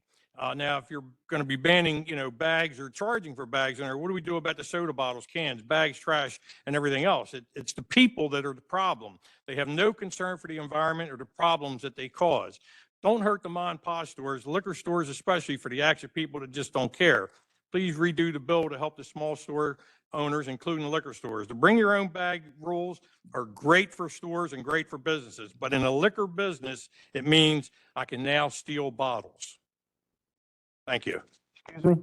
You can now steal bottles? I can steal bottles. I have a bag. I bring it in your store. You're hoping nobody's watching you. You're going to put a bottle in a bag and you're going to walk out the store. I've seen it happen hundreds of times. Okay. Okay, I got you. In a regular store, it's fine, but in a liquor store, everybody steals. I don't care where you're at or where you're going to. Everybody's going to steal. And if they have an opportunity to steal a $3 bottle or a $30 bottle or a $100 bottle, they're going to do it. Okay, well, thank you very much. Thank you. There's a whole separate issue that we need to do something about, but that's a different story. Next speaker, Mr. Belcastro. Thank you very much. Wait, yes. Mr. King, where is your establishment again? Thank you. Oh, damn. All right. Thank you so much, Mr. Early. Next speaker, Ms. Belcastro. Certainly, Mr. Chair. Jack Malani. who is here in person. Mr. Malani, how you doing, sir? Good.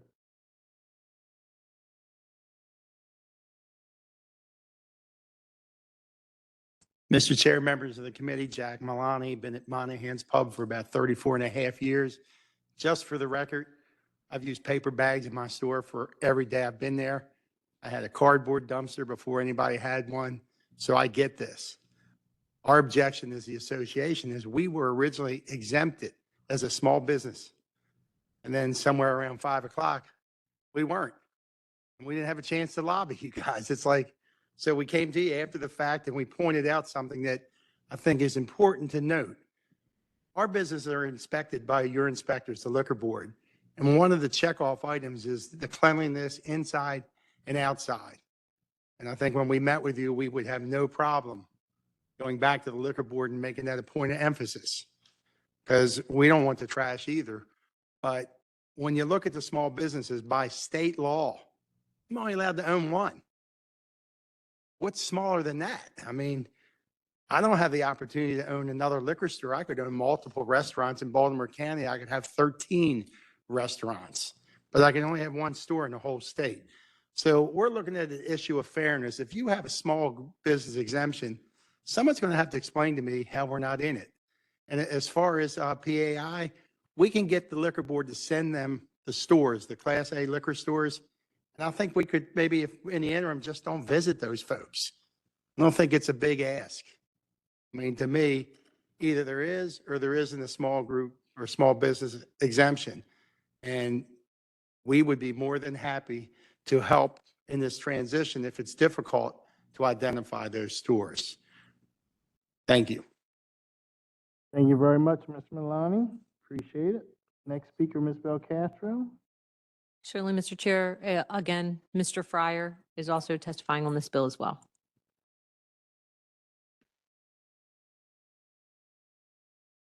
Okay, I've also started my video so you can see I'm a real person. Also, on behalf of the Sierra Club and myself, we oppose this bill. A couple comments about it. Mr. Fryer, you're going to have to speak up because we can't hear you. Oh, I'm sorry. Is this better? That's a little better, yes. Okay. Yeah, we're opposed to this bill excluding liquor stores, and I have a couple comments about that. Liquor stores are subject to the requirements of bag laws in all of the 15 other jurisdictions in Maryland which have bag laws. Every other jurisdiction in Maryland with the law does not exclude liquor stores. And the stores in those places don't seem to have any problem meeting the requirements of the law as in not using plastic bags. The other comment I would make is with respect to the liquor stores, it also applies to the small retail establishments, is that some of the comments earlier were about them charging for a paper bag or providing a paper bag. However, if I'm correct in my reading of 7323, I believe that it allows the liquor stores to use the old film plastic bags that we're trying to ban. I could be wrong, but I think that should be clarified. And I believe the small retail establishments, which I feel was a mistake, are also allowed to use the film plastic bags, which I also feel is a mistake on 7123. Again, reintroducing film plastic bags. So maybe I'll ask for clarification if the liquor stores in this exemption are allowed to use film plastic bags. Nothing about the paper. So that's a question of, we certainly are opposed to film plastic bags of any thickness. That's what all the other bag bills everywhere else in Maryland are trying to achieve. We either want to get rid of the film plastic bags or we don't. And I think that's the decision the county needs to make. And we oppose this bill. Thank you very much. Appreciate it. All right, and now having heard from all the speakers on 7323, any questions, comments from the members before we move on? Moving right on to, you have a comment? Oh, yeah. We have one more speaker, Mr. Chair. You have one more speaker? Okay. Ms. Suzanne Richardson again.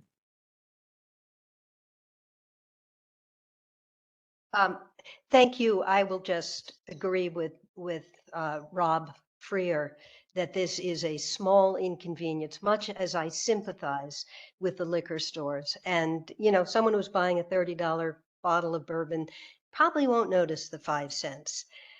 So I would just agree with Mr. Freer. Thank you. Thank you so much, Ms. Richardson. Appreciate your comments. Next, we'll move on to Bill.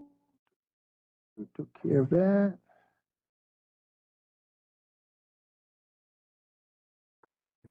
$74.23. Mr. Marks?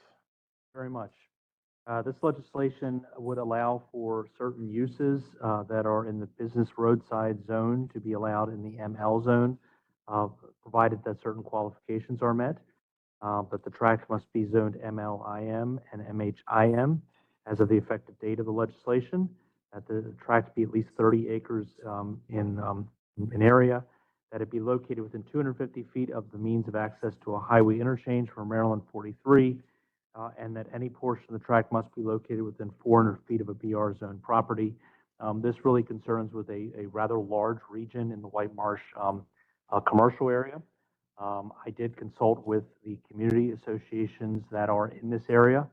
And in fact, this is a commercial district. This really does not have a lot of adjacent residential uses. I forwarded you an email from the Nottingham Community Association. That's probably the closest residential neighborhood. Also from the White Marsh Volunteer Fire Company. They are supportive of this bill.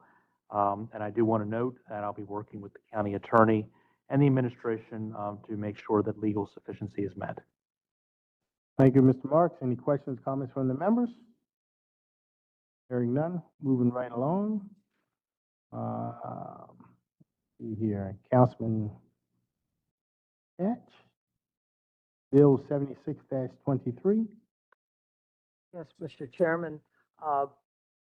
Some years ago, the state legislature passed the bill that allows speed cameras to be used within a half mile of a school. And our county has chosen to only allow speed cameras near school property. And I know there's a couple situations where the speed cameras would be a lot more effective if they weren't right next to the school property, but somewhere else on the road near the school, within that half mile radius. And so this Mr. Catch, simply allow. I'm sorry to interrupt you, sir. That bill is, I think that you're speaking about is on for the next meeting. The one that we're dealing with Gunpowder. is gunpowder. Yes, sir. Sorry to interrupt you, sir. Gunpowder bill is legislation that would call for the Department of Public Works to install some parking places along Notch Cliff Road. Right now, there's legislation that I put in that allows no parking along Notch Cliff Road with a fine of $200. What has happened is that individuals who had gotten tickets, the courts have thrown out the tickets and have said that because there's no parking made available, that they threw out the case in essence. So what this bill would do is allow about 8 to 10 parking places along Notch Cliff Road, and to take away this reason for throwing out the tickets. And so I would move the bill. Thank you very much, Councilman Catch. Any questions or comments from the members? Hearing none, we do not have any speakers. We will move on to the last item for this evening, Resolution 32-23. Councilman's Patoka, Ertel, Marks, Young, Jones. Councilman Patoka? Thank you, Mr. Chair. This is a really exciting time in county government where we're about to hopefully engage in an activity that proves to be transformative. I think we all know that Baltimore County has grown significantly from the the 50s, the late 50s, where we're a little over 200,000 people, and now we are close to 900,000 people. And so 846, thank you, 846,000, thank you, Councilman Catch. So it has been, council members have discussed how we can move forward with this. And like I said, it's an exciting time. We're about to hopefully set up a work group that can look at the current construct of the county council to see if that makes sense, or to see if there's some other pathway to grow the council. And we'll see what happens with that work group. The work group would consist of 3 appointees from the county executive, 1 appointee from each of the council members, so that would be 7 from this governing body. There would be a representative appointed by the county council from the Baltimore County Planning Department, a representative appointed by the county council from an area college or university with the expertise in political science or government. Is that Justin? 1 representative appointed by the county council with an expertise in demographics, and then 2 ex officio members. These would actually be the staff members to the work group, and that would be 1 appointed by the county council, 1 appointed by the county executive. This work group would meet once per month, and then they would complete their work by March 31st, 2024. I can say on a personal, first I want to just thank my colleagues for looking at this time. And I'd just say on a personal note, when I was running for re-election in 2022, both in public forums and candidate forums and on candidate questionnaires, I do believe we should grow the council. But I could be right, I could be wrong. Let's see what this work group finds out. I believe that it is the right pathway to go, but I will reserve judgment until the work group has a chance to collect all the information. I know we have a lot of stakeholders in the chambers right now that I think will have something to say to the work group, and I look forward to that. And I appreciate all the things that many of the good people of Baltimore County have engaged in efforts that looks at the construct of the council, and I'm really excited, and I hope my colleagues are just as excited as we move forward with this. I think some are, because I know on the campaign trail I heard from some of my colleagues that this was that they were interested in looking at the construct of the council and whether it should grow or not. So those are my remarks, Mr. Chair. Thank you. Thank you, Councilman Patoka. And let me just add that when I went down the list of signers to this work group, I omitted Councilman Catch. Well, so any additional questions or comments from the members? We have quite a few speakers. One, Chair. Senator Tell. To add to what Councilman Patoka had said, one of the things we found in the charter from 1955 was that there is no mechanism for expanding the council in that document. So this may be one of the things that they look at. We also looked at other jurisdictions where they have at-large council people, and that would be also something that would potentially be vetted. So that the work group is going to look at a couple different things, but that's part of the overall discussion as well. Thank you so much. Mr. Chair, could I offer one? Oh, you have the council. After Okay. You're going. Councilman Young. Thank you, Mr. Chairman. Also, just to reiterate the comments from my colleagues, and also confirm what Councilman Patoka had mentioned on the campaign trail, hearing from members of the community and concerned constituents, residents, and folks that have lived in Baltimore County and called it home their entire lives, recognizing that we've changed over a very long period of time, and that once getting here and engaging with my colleagues and the other members of the council, finding what's the right approach to answer these questions that deal with expansion that Councilman Ertel brought up, and also questions that I know that the work group will bring up, which are referenced in the resolution. I'm excited for the opportunity to see what comes back, and also excited for the opportunity to work with the rest of the council in determining what's right for Baltimore County and growing in the right and appropriate way. And just happy to be part of it, and also interested in hearing from the constituents as we continue to go down this path of a work group and seeing what happens next. Thank you. Thank you so much, Councilman Young. Any additional questions, Councilman Toth? I know a lot of speakers, Mr. Chair, so I'll yield my comments and let's move on to the speakers. Okay. 1 second.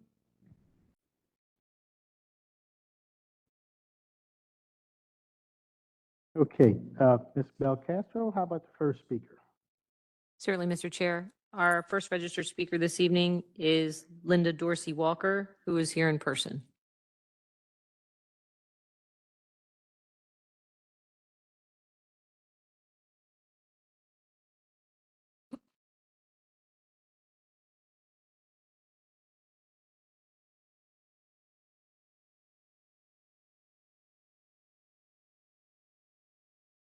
Good evening.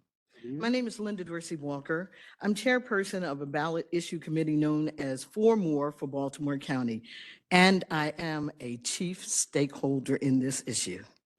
For More for Baltimore County, also known as Vote for More, is a ballot issue committee registered with the Maryland Board of Elections that seeks to add a referendum question to the 2024 general election ballot that would amend the Baltimore County Charter.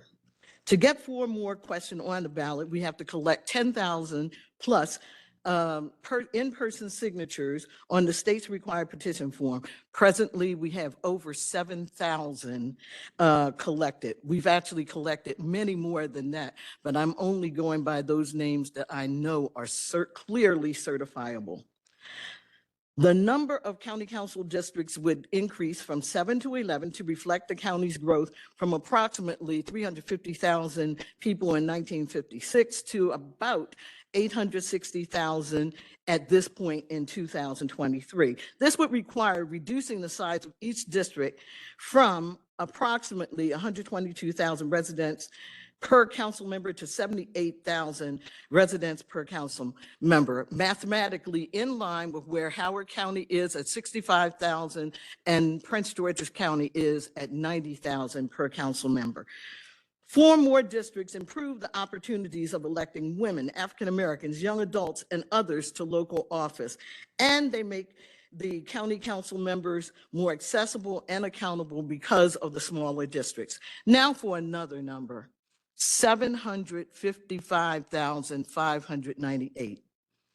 That was the population of Baltimore County the year I first came before this county council in the year 2001 to request an expansion of the Baltimore County Council from 7 members to 9 members.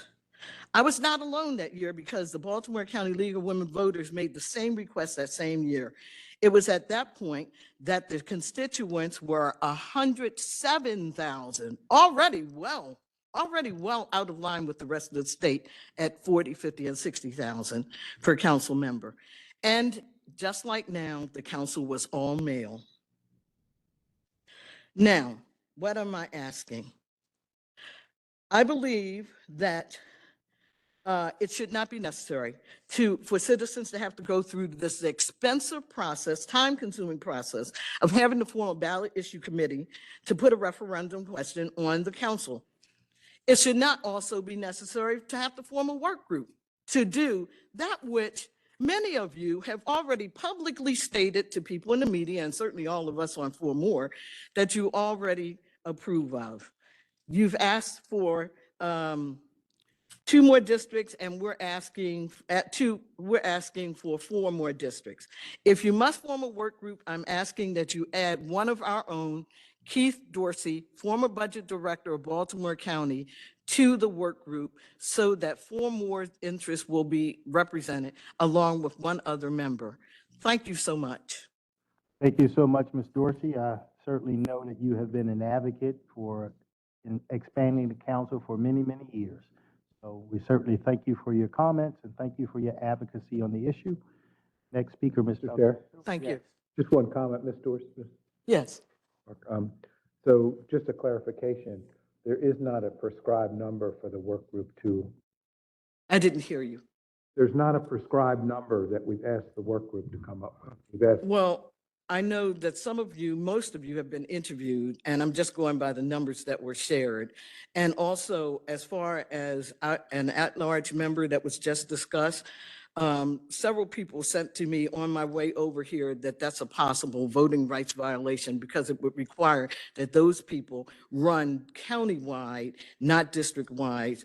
And most of the new people who might be part of either the 2 or 4 more districts would be women, minorities, new people running, and it could possibly be something actionable with the Justice Department. Okay, thank you. Ms. Walker, one Yes. quick question. Yes.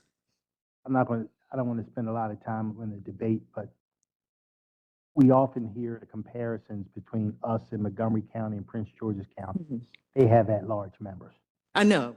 Okay. And what happened is something that actually I'm going to ask you all to do. This will come as a shock to you. Rather than form your work group, because so many of you have already made the position known, you know that we have over 7,000, possibly 10,000 people that have already encountered this petition that say they want 4 more. You all, most of you, have said that you want 2 more. Instead of forming this commission that goes on for 6 or 7 months to come out with the outcome that you want, how about doing what Montgomery County did? Put both questions on the ballot now. I'm willing to take that risk, are you?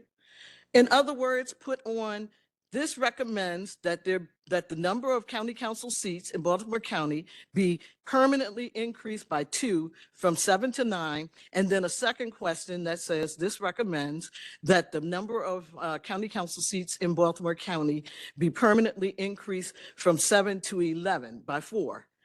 I'm willing to take the chance that there are so many people in Baltimore County that want women, minorities, young people, disabled, LGBTQ, New Americans. I just named 6 different groups that aren't represented here in any sizable numbers or in some cases at all.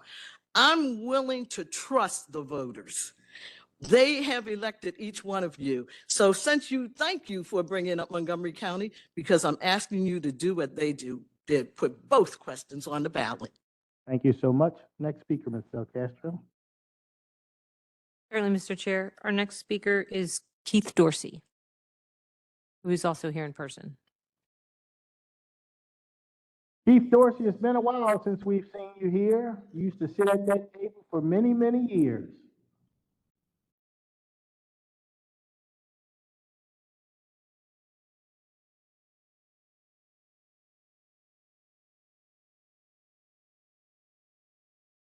Welcome back, Mr. Dorsey. Thank you, Mr. Chairman, and good evening to all the council members. Mr. Possible has a copy of my testimony and the information accompanying it.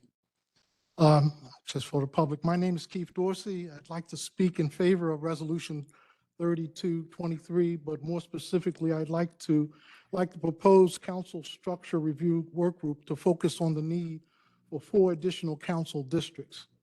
You will recall that a great deal of turmoil surrounded the 2020 redistricting process.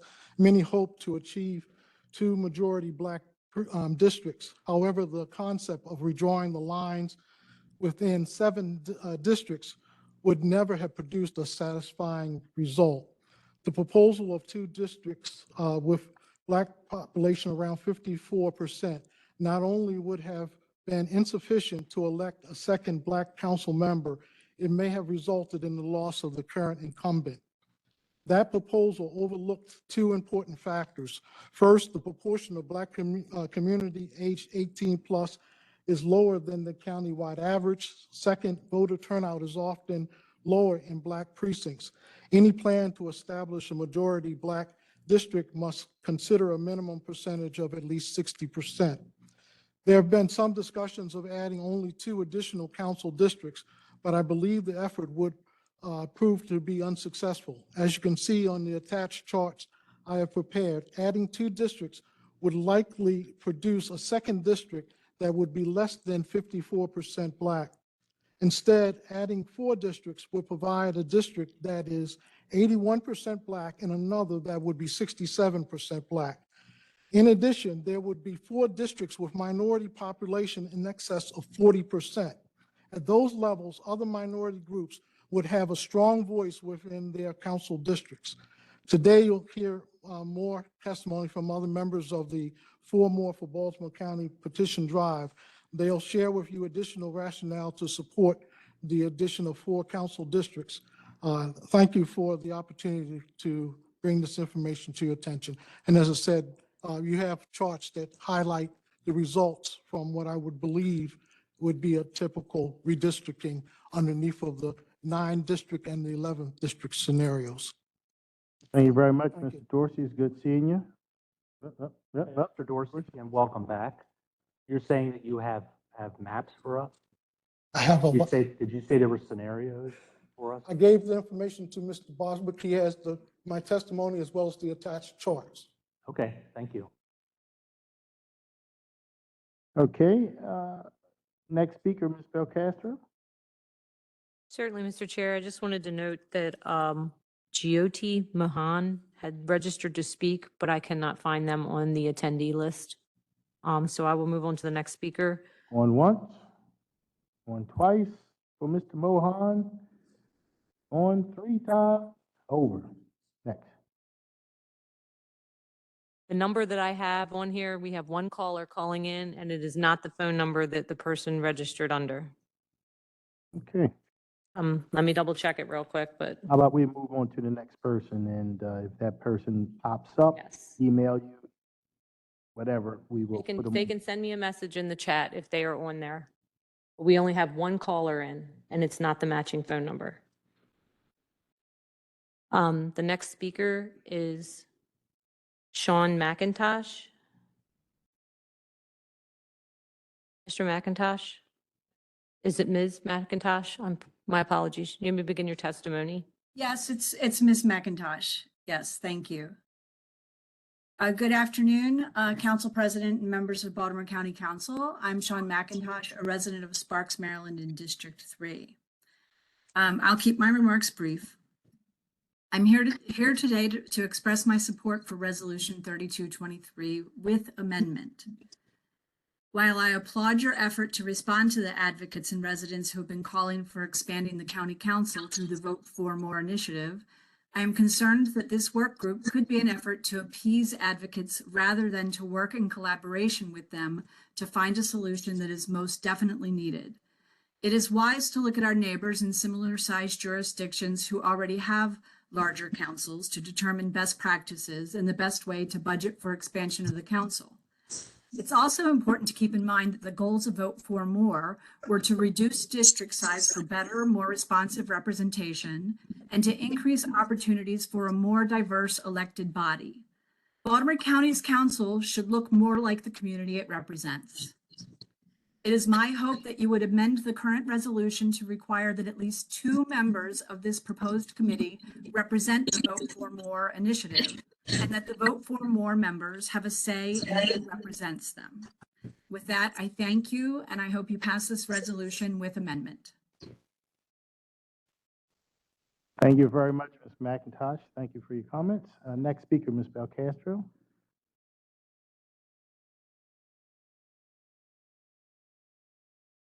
Certainly, Mr. Chair. Before I move on to the next speaker, I just want to note to everyone, we are aware that we are having audio problems in this room.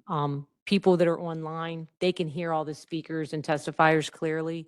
If you're in here in person, you're definitely cannot hear. It's very obvious, but when the recording is posted online, there will not be any audio issues. And if someone wants the recording sent to them directly, please reach out to me via countycouncil@baltimorecountymd.gov, and I can certainly send you a link so that you can go back and listen to it later. Speaker is Corey Johnson, who is here in person.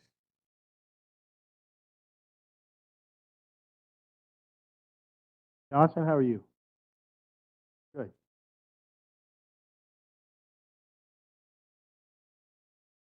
Good afternoon, or I guess evening, Mr. Chair and members of the County Council. My name is Corey Johnson. I am an attorney and a small business owner here in Baltimore County in District 4. And I'm super excited to be here and talk a little bit about this specific resolution. I would also like to highlight that I'm an associate member on the Central Committee, as well as the vice president of the Baltimore County Young Democratic Club that recently just got reinstated. I do want to speak a little bit just frankly about the resolution in particular, because I do think that the work group that it calls for, I think that we've heard from 3 different individuals, 2 of which Ms. Linda Dorsey Walker and Mr. Dorsey, about the research that has kind of backed why we have supported 4 more. This is something that has been supported not only by community members and advocates, but it's been well researched. And so I think that from the community perspective, not saying yay or nay to the resolution, but this is something that has already been researched extensively. There are numbers that back it. There are supporters. Ms. Dorsey Walker said that there are about 10,000 signatures that we've obtained just from 4 more, as well as the Central Committee and the Young Dems working together on this specific initiative. And so I want to highlight that. I also want you all to look to your left and to your right at the urgent need. I know that you all said that you might need 6 months for a work group, but I don't think that there should be a time delay when we're talking about equity and fairness. If you look to your left and you look to your right, you don't see any women of color that are sitting up there. Or as a disabled woman, I don't see any folks with visible disabilities or folks that even speak out about the urgent needs that are within our communities. And I think that that's something that we should put a time frame on, and that we shouldn't just delay for a work group.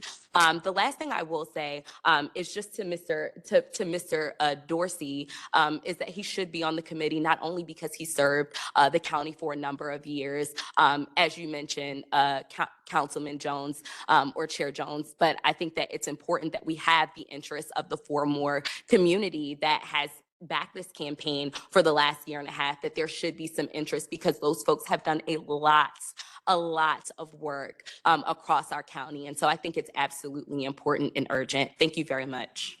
Thank you so much for coming in and hanging in there and sharing your comments with us. We appreciate it. Next speaker, Ms. Belcastro. Certainly, Mr. Chair. Our next speaker, who is on virtually, is Peter Richkes. Ms. Richkes, you are on as a panelist.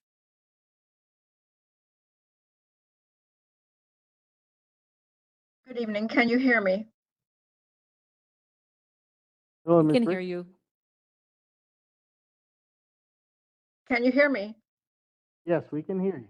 Okay. Let's try to speak up, because we're having technical difficulties on our end. So try to speak up. Maybe that'll help us. I will try to speak up and clearly. Is that better?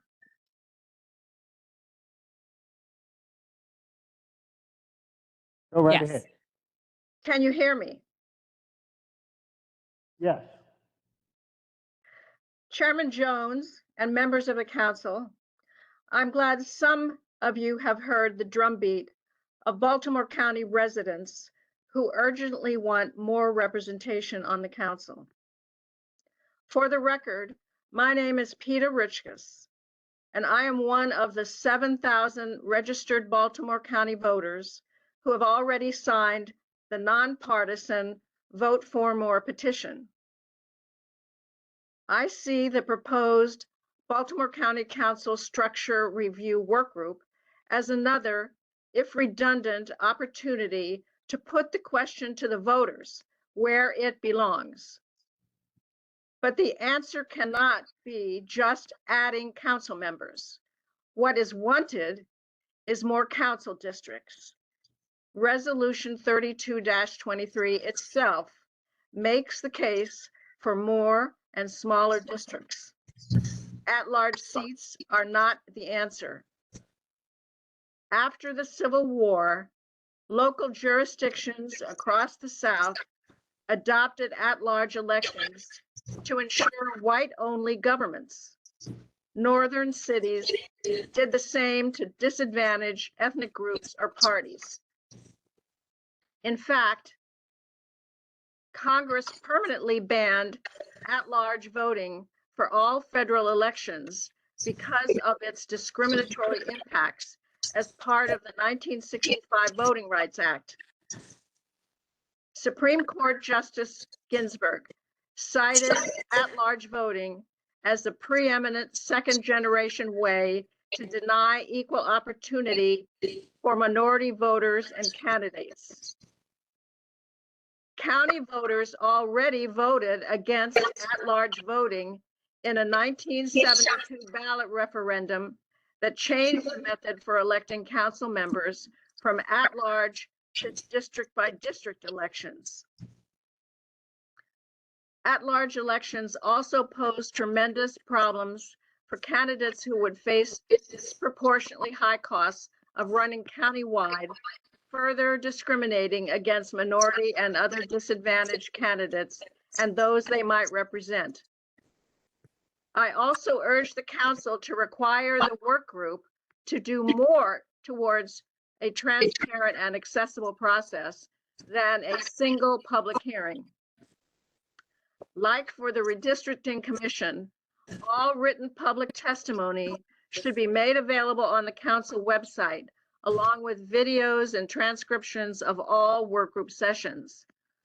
Public announcement of the open to the public meetings and the meeting agendas should be posted in a timely manner. A period for public comment should be included as part of every workgroup meeting. The suggestion that Keith Dorsey be a member of the work group sounds like a good one. I only know Mr. Dorsey by his service as Lucas, please director of bring your OPM comments to an and end. by the praise heaped upon him by the members of this very body when he retired. Thank you. Thank you so much, Ms. Rickus. Hank, hold on one second. I may have a question for you. Councilman Marks? Thank you. Ms. Richkus, a lot has been said about diversity. Do you believe that political diversity and diversity of opinions is important on this council as well? I'm asking her. Mr. Marks, there's diversity already on the council in terms of political diversity, and I'm sure that the council appointees will reflect that as well. I don't think there's any further need to define what political diversity should require. Well, I'm not talking about the task force. I'm talking about the council. Having diversity of political parties and opinions, is that important as well? Isn't that up to the voters? Well, the voters picked a 4-3 council and they picked off 7 of us. You know, I'm a sponsor of this resolution. I think it should be looked at, but I also think that having a monopoly of one party does not serve the people of this county well. That's all. Thank you very much. Thank you, Ms. Rickus. Next speaker, Ms. Belcastro. Certainly, Mr. Chair. Our next speaker is the one person who is on by phone, and that is Karen Brathwaite Yarn. Ms. Brathwaite Yarn, are you there? Good evening. Yes, good evening, gentlemen. Let me just get out of this computer real quick. And I'm not going to take up a lot of your time. I am one of, let me just go into another room here. I am one of the active members of the steering committee for Baltimore, Vote for More. I oppose the creation of a work group because it is not needed. I support with amendment that members of Vote for More be guaranteed 2 of the county executive membership slots. The main decision that has to be made is whether to expand by 2 districts, a position supported by most of the incumbent council members, or expand by 4 districts, the documented position of more than 7,000 county voters who have already signed the petition. The members of the county council should vote to decide for themselves and act now to place both options on the 2024 general election ballot. This is the fairest option for everyone. Baltimore County Council has the right to establish a work group However, if this is done, Vote for More will ask that County Executive Johnny Oleski use 2 of his 3 allotted member slots to name 2 Vote for More ballot issue committee members to membership on the structure review work group. The Vote for More for Baltimore County Ballot Issue Committee will continue our work of continuing to collect the remaining 3,000 petition signatures needed with the goal of getting a referendum question for 4 additional districts on the general election ballot, irregardless of whether there is a work group established or not.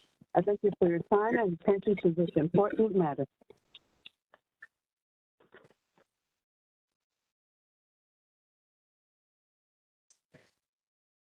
Thank you so much for your comments. Next speaker, Ms. Belcastro.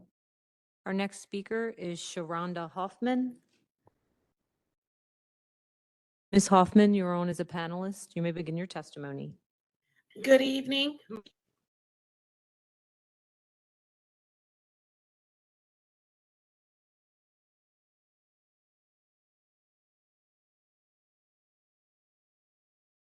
She just fell. Sorry. She just fell off.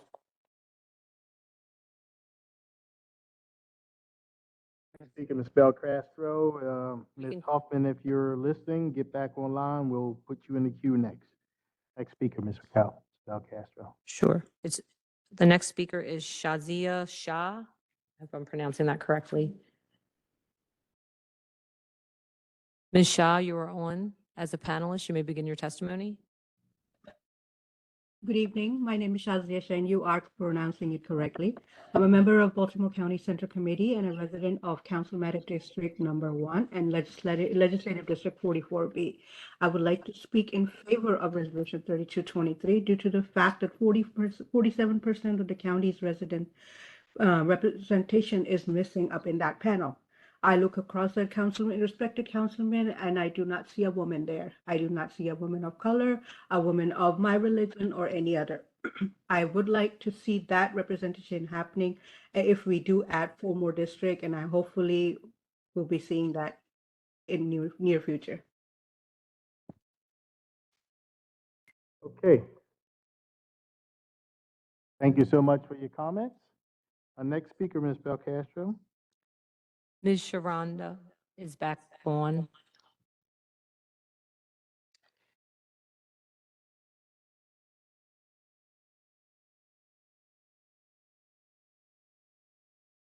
My apologies, Mr. Chair. She was in the attendee list, and now she's gone.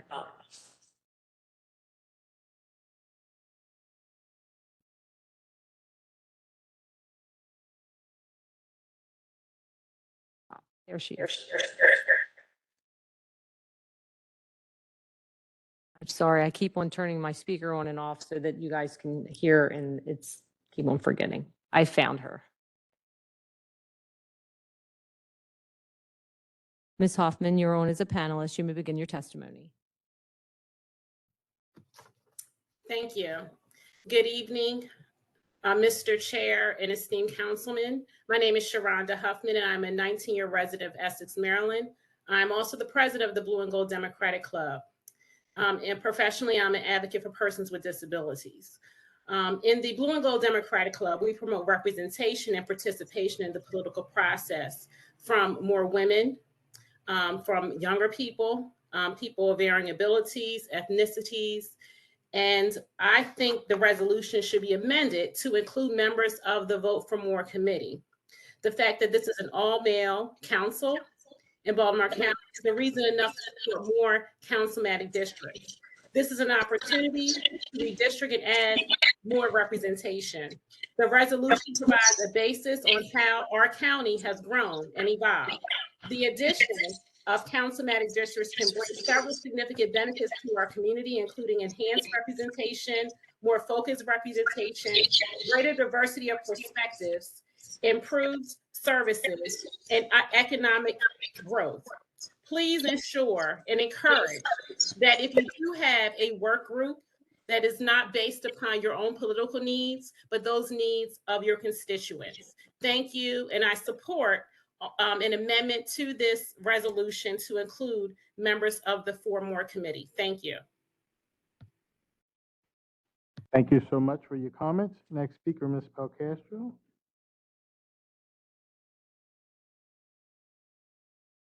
Certainly, Mr. Chair. We have Archie. 3 more speakers this evening, and thank goodness they're here in person. Our next speaker is Altrice Thornton, who is here in person. Ms. Thornton, always good to see you.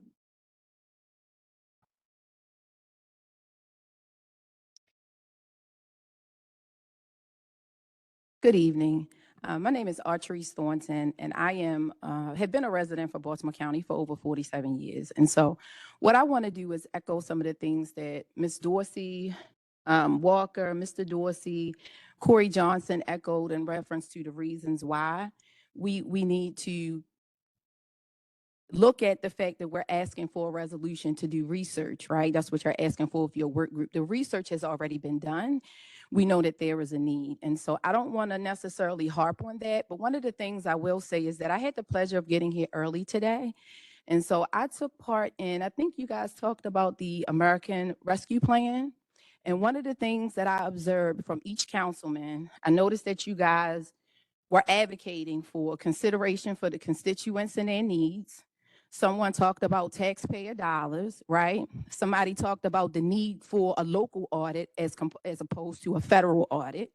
So now we're doing a work group that's not necessary because we always have research. So now we're going to waste or not use the taxpayers / constituents dollars effectively. And then someone also mentioned about building trust within the democracy for the constituents. And so these are the things that I would ask as you was talking about. I'm trying to get my words right. The American Rescue Plan Act, I hope that you will take these things under consideration when you go back to the table and consider that there's no need for a resolution. These things have already been data pointed, qualitative, quantitative data has already been proven that we need to consider additional councilmanic districts.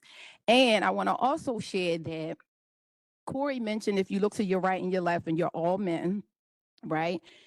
Councilman Julian Jones is the only Black man on the council. And someone made a reference to old ladies calling them, right, when you were talking about this Rescue Act. And I know that it's just language that we use haphazardly, but that's language that we need to consider being insensitive when we're speaking amongst the public. And so I just want you to take some of the things that you advocated for when you were talking about the Rescue Act and apply it to the resolution, what is it, 2332. Thank you for your time, and I would appreciate your considerations. Thank you so much for coming out and sharing your testimony with us and hanging in there. I know it's been a long day, so we appreciate it. Next speaker, Ms. Belcastro. Certainly, Mr. Chair. Our next speaker is Ann George.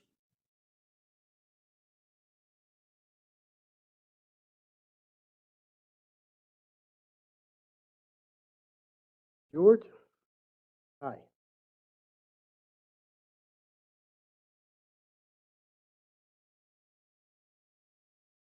My name is Ann George, and I'm a District 3 resident. And first, I want to thank you for passing the law in August that really is hopefully making some significant changes at the animal shelter.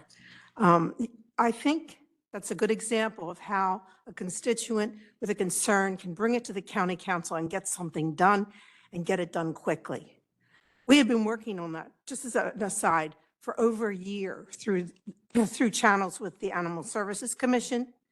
And your responsiveness as councilman is so important to constituents. And I come to here today not as an advocate necessarily for 4 More, but as a person who has actually gotten petitions, probably several hundred, going to different events over the last year and a half. I've been to the Towson Town Festival, and I've been to churches out in District 4. I've been over to Rosedale to actually seek signatures on this petition. So I've spoken to the people, and I come here today as a representative of those that I've spoken to. I've spoken to Republicans, I've spoken to Democrats. Overwhelmingly, I have gotten support and people have signed. When they haven't signed, there are usually two things. One, they don't like giving me their information, like their birth date and their information, even though I tell them it's only going to the Board of Elections. The other thing is some people don't realize the power that they have as a constituent and what you can do for them. And some of you, I want to tell you, I hear outstanding responses of how much they have actually gotten done just by calling their councilman's office. Councilman Marks, you particularly. Councilman, I'm calling out people that just, I'm sure others that's true of too. My Councilman Catch and also Councilman Patoka. You people have really significant constituent response, and I want you to know that. And this is not a Republican Democrat thing. Obviously, if we add more districts, we're going to add more Republican districts as well. And we need more bipartisan support. I'm going to be calling Mr. Marks and Mr. Katz because I'm looking for some Republican people to be on a nonpartisan committee to plan a forum at the Timonium Fairgrounds. The other thing I want to say is I think too that this commission is expensive. I'm sure it's going to have funding. I don't think it's needed either. I also think that we really could look at a ballot question that links permanently the number of council people with the population. Whether you want to go with every 75,000 people, there's one, or 80,000 or whatever, and have that as the rule, so that if the population goes down, the number of council people go down. If the population goes up, it goes up. Thank you. Thank you so much for your comments. Councilman Marks. Ms. George, thank you. Those were very nice comments. Thank you. And thank you very much for your many activities over the years. You are exactly correct in that successful charter changes have been bipartisan. Okay, and there's bipartisan support for this resolution.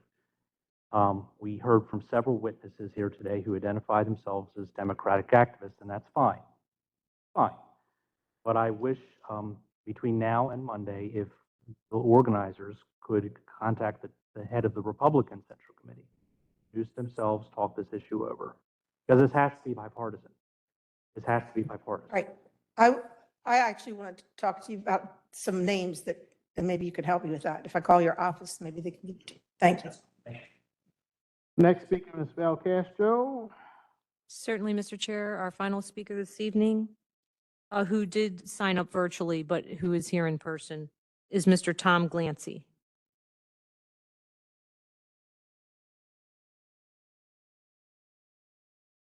Ran down here because I couldn't figure out the WebEx. So, good evening. My name is Tom Glancy. I live in District 6, and I speak here today as a member of the For More for Baltimore Steering Committee, which is leading the TABCO endorsed petition drive seeking to expand the number of council districts from 7 to 11. I also speak on behalf of the more than 7,000 county voters who have already signed the petition. I intend today to briefly address both the need for additional council expansion as well as the proper makeup of the proposed work group.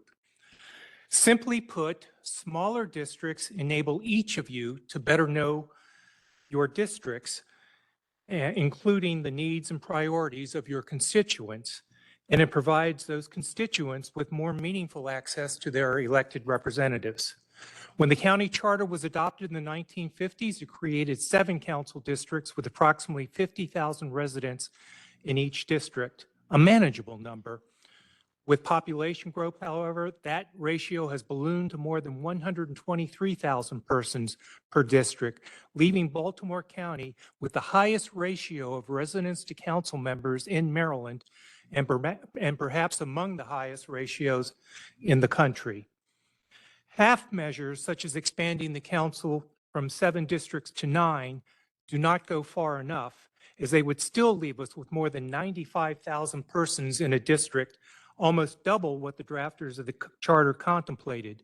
Instead, we should follow the lead of Prince George's and Montgomery counties, who recently increased their number of council members to 11.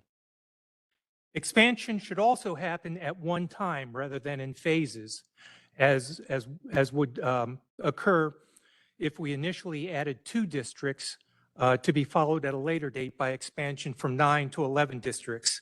A phased expansion runs the risk that after the initial expansion has occurred, the political will will no longer be there to continue on with the second needed phase. It would also presumably require the council to redraw its district maps twice rather than once.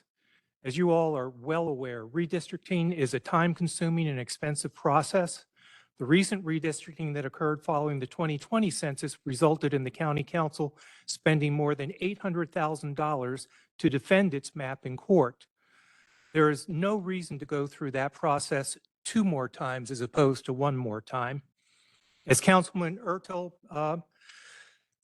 noted earlier in this session in addressing another proposed expenditure of county funds, money spent to address one issue means that those funds will not be available to fund other pressing county needs.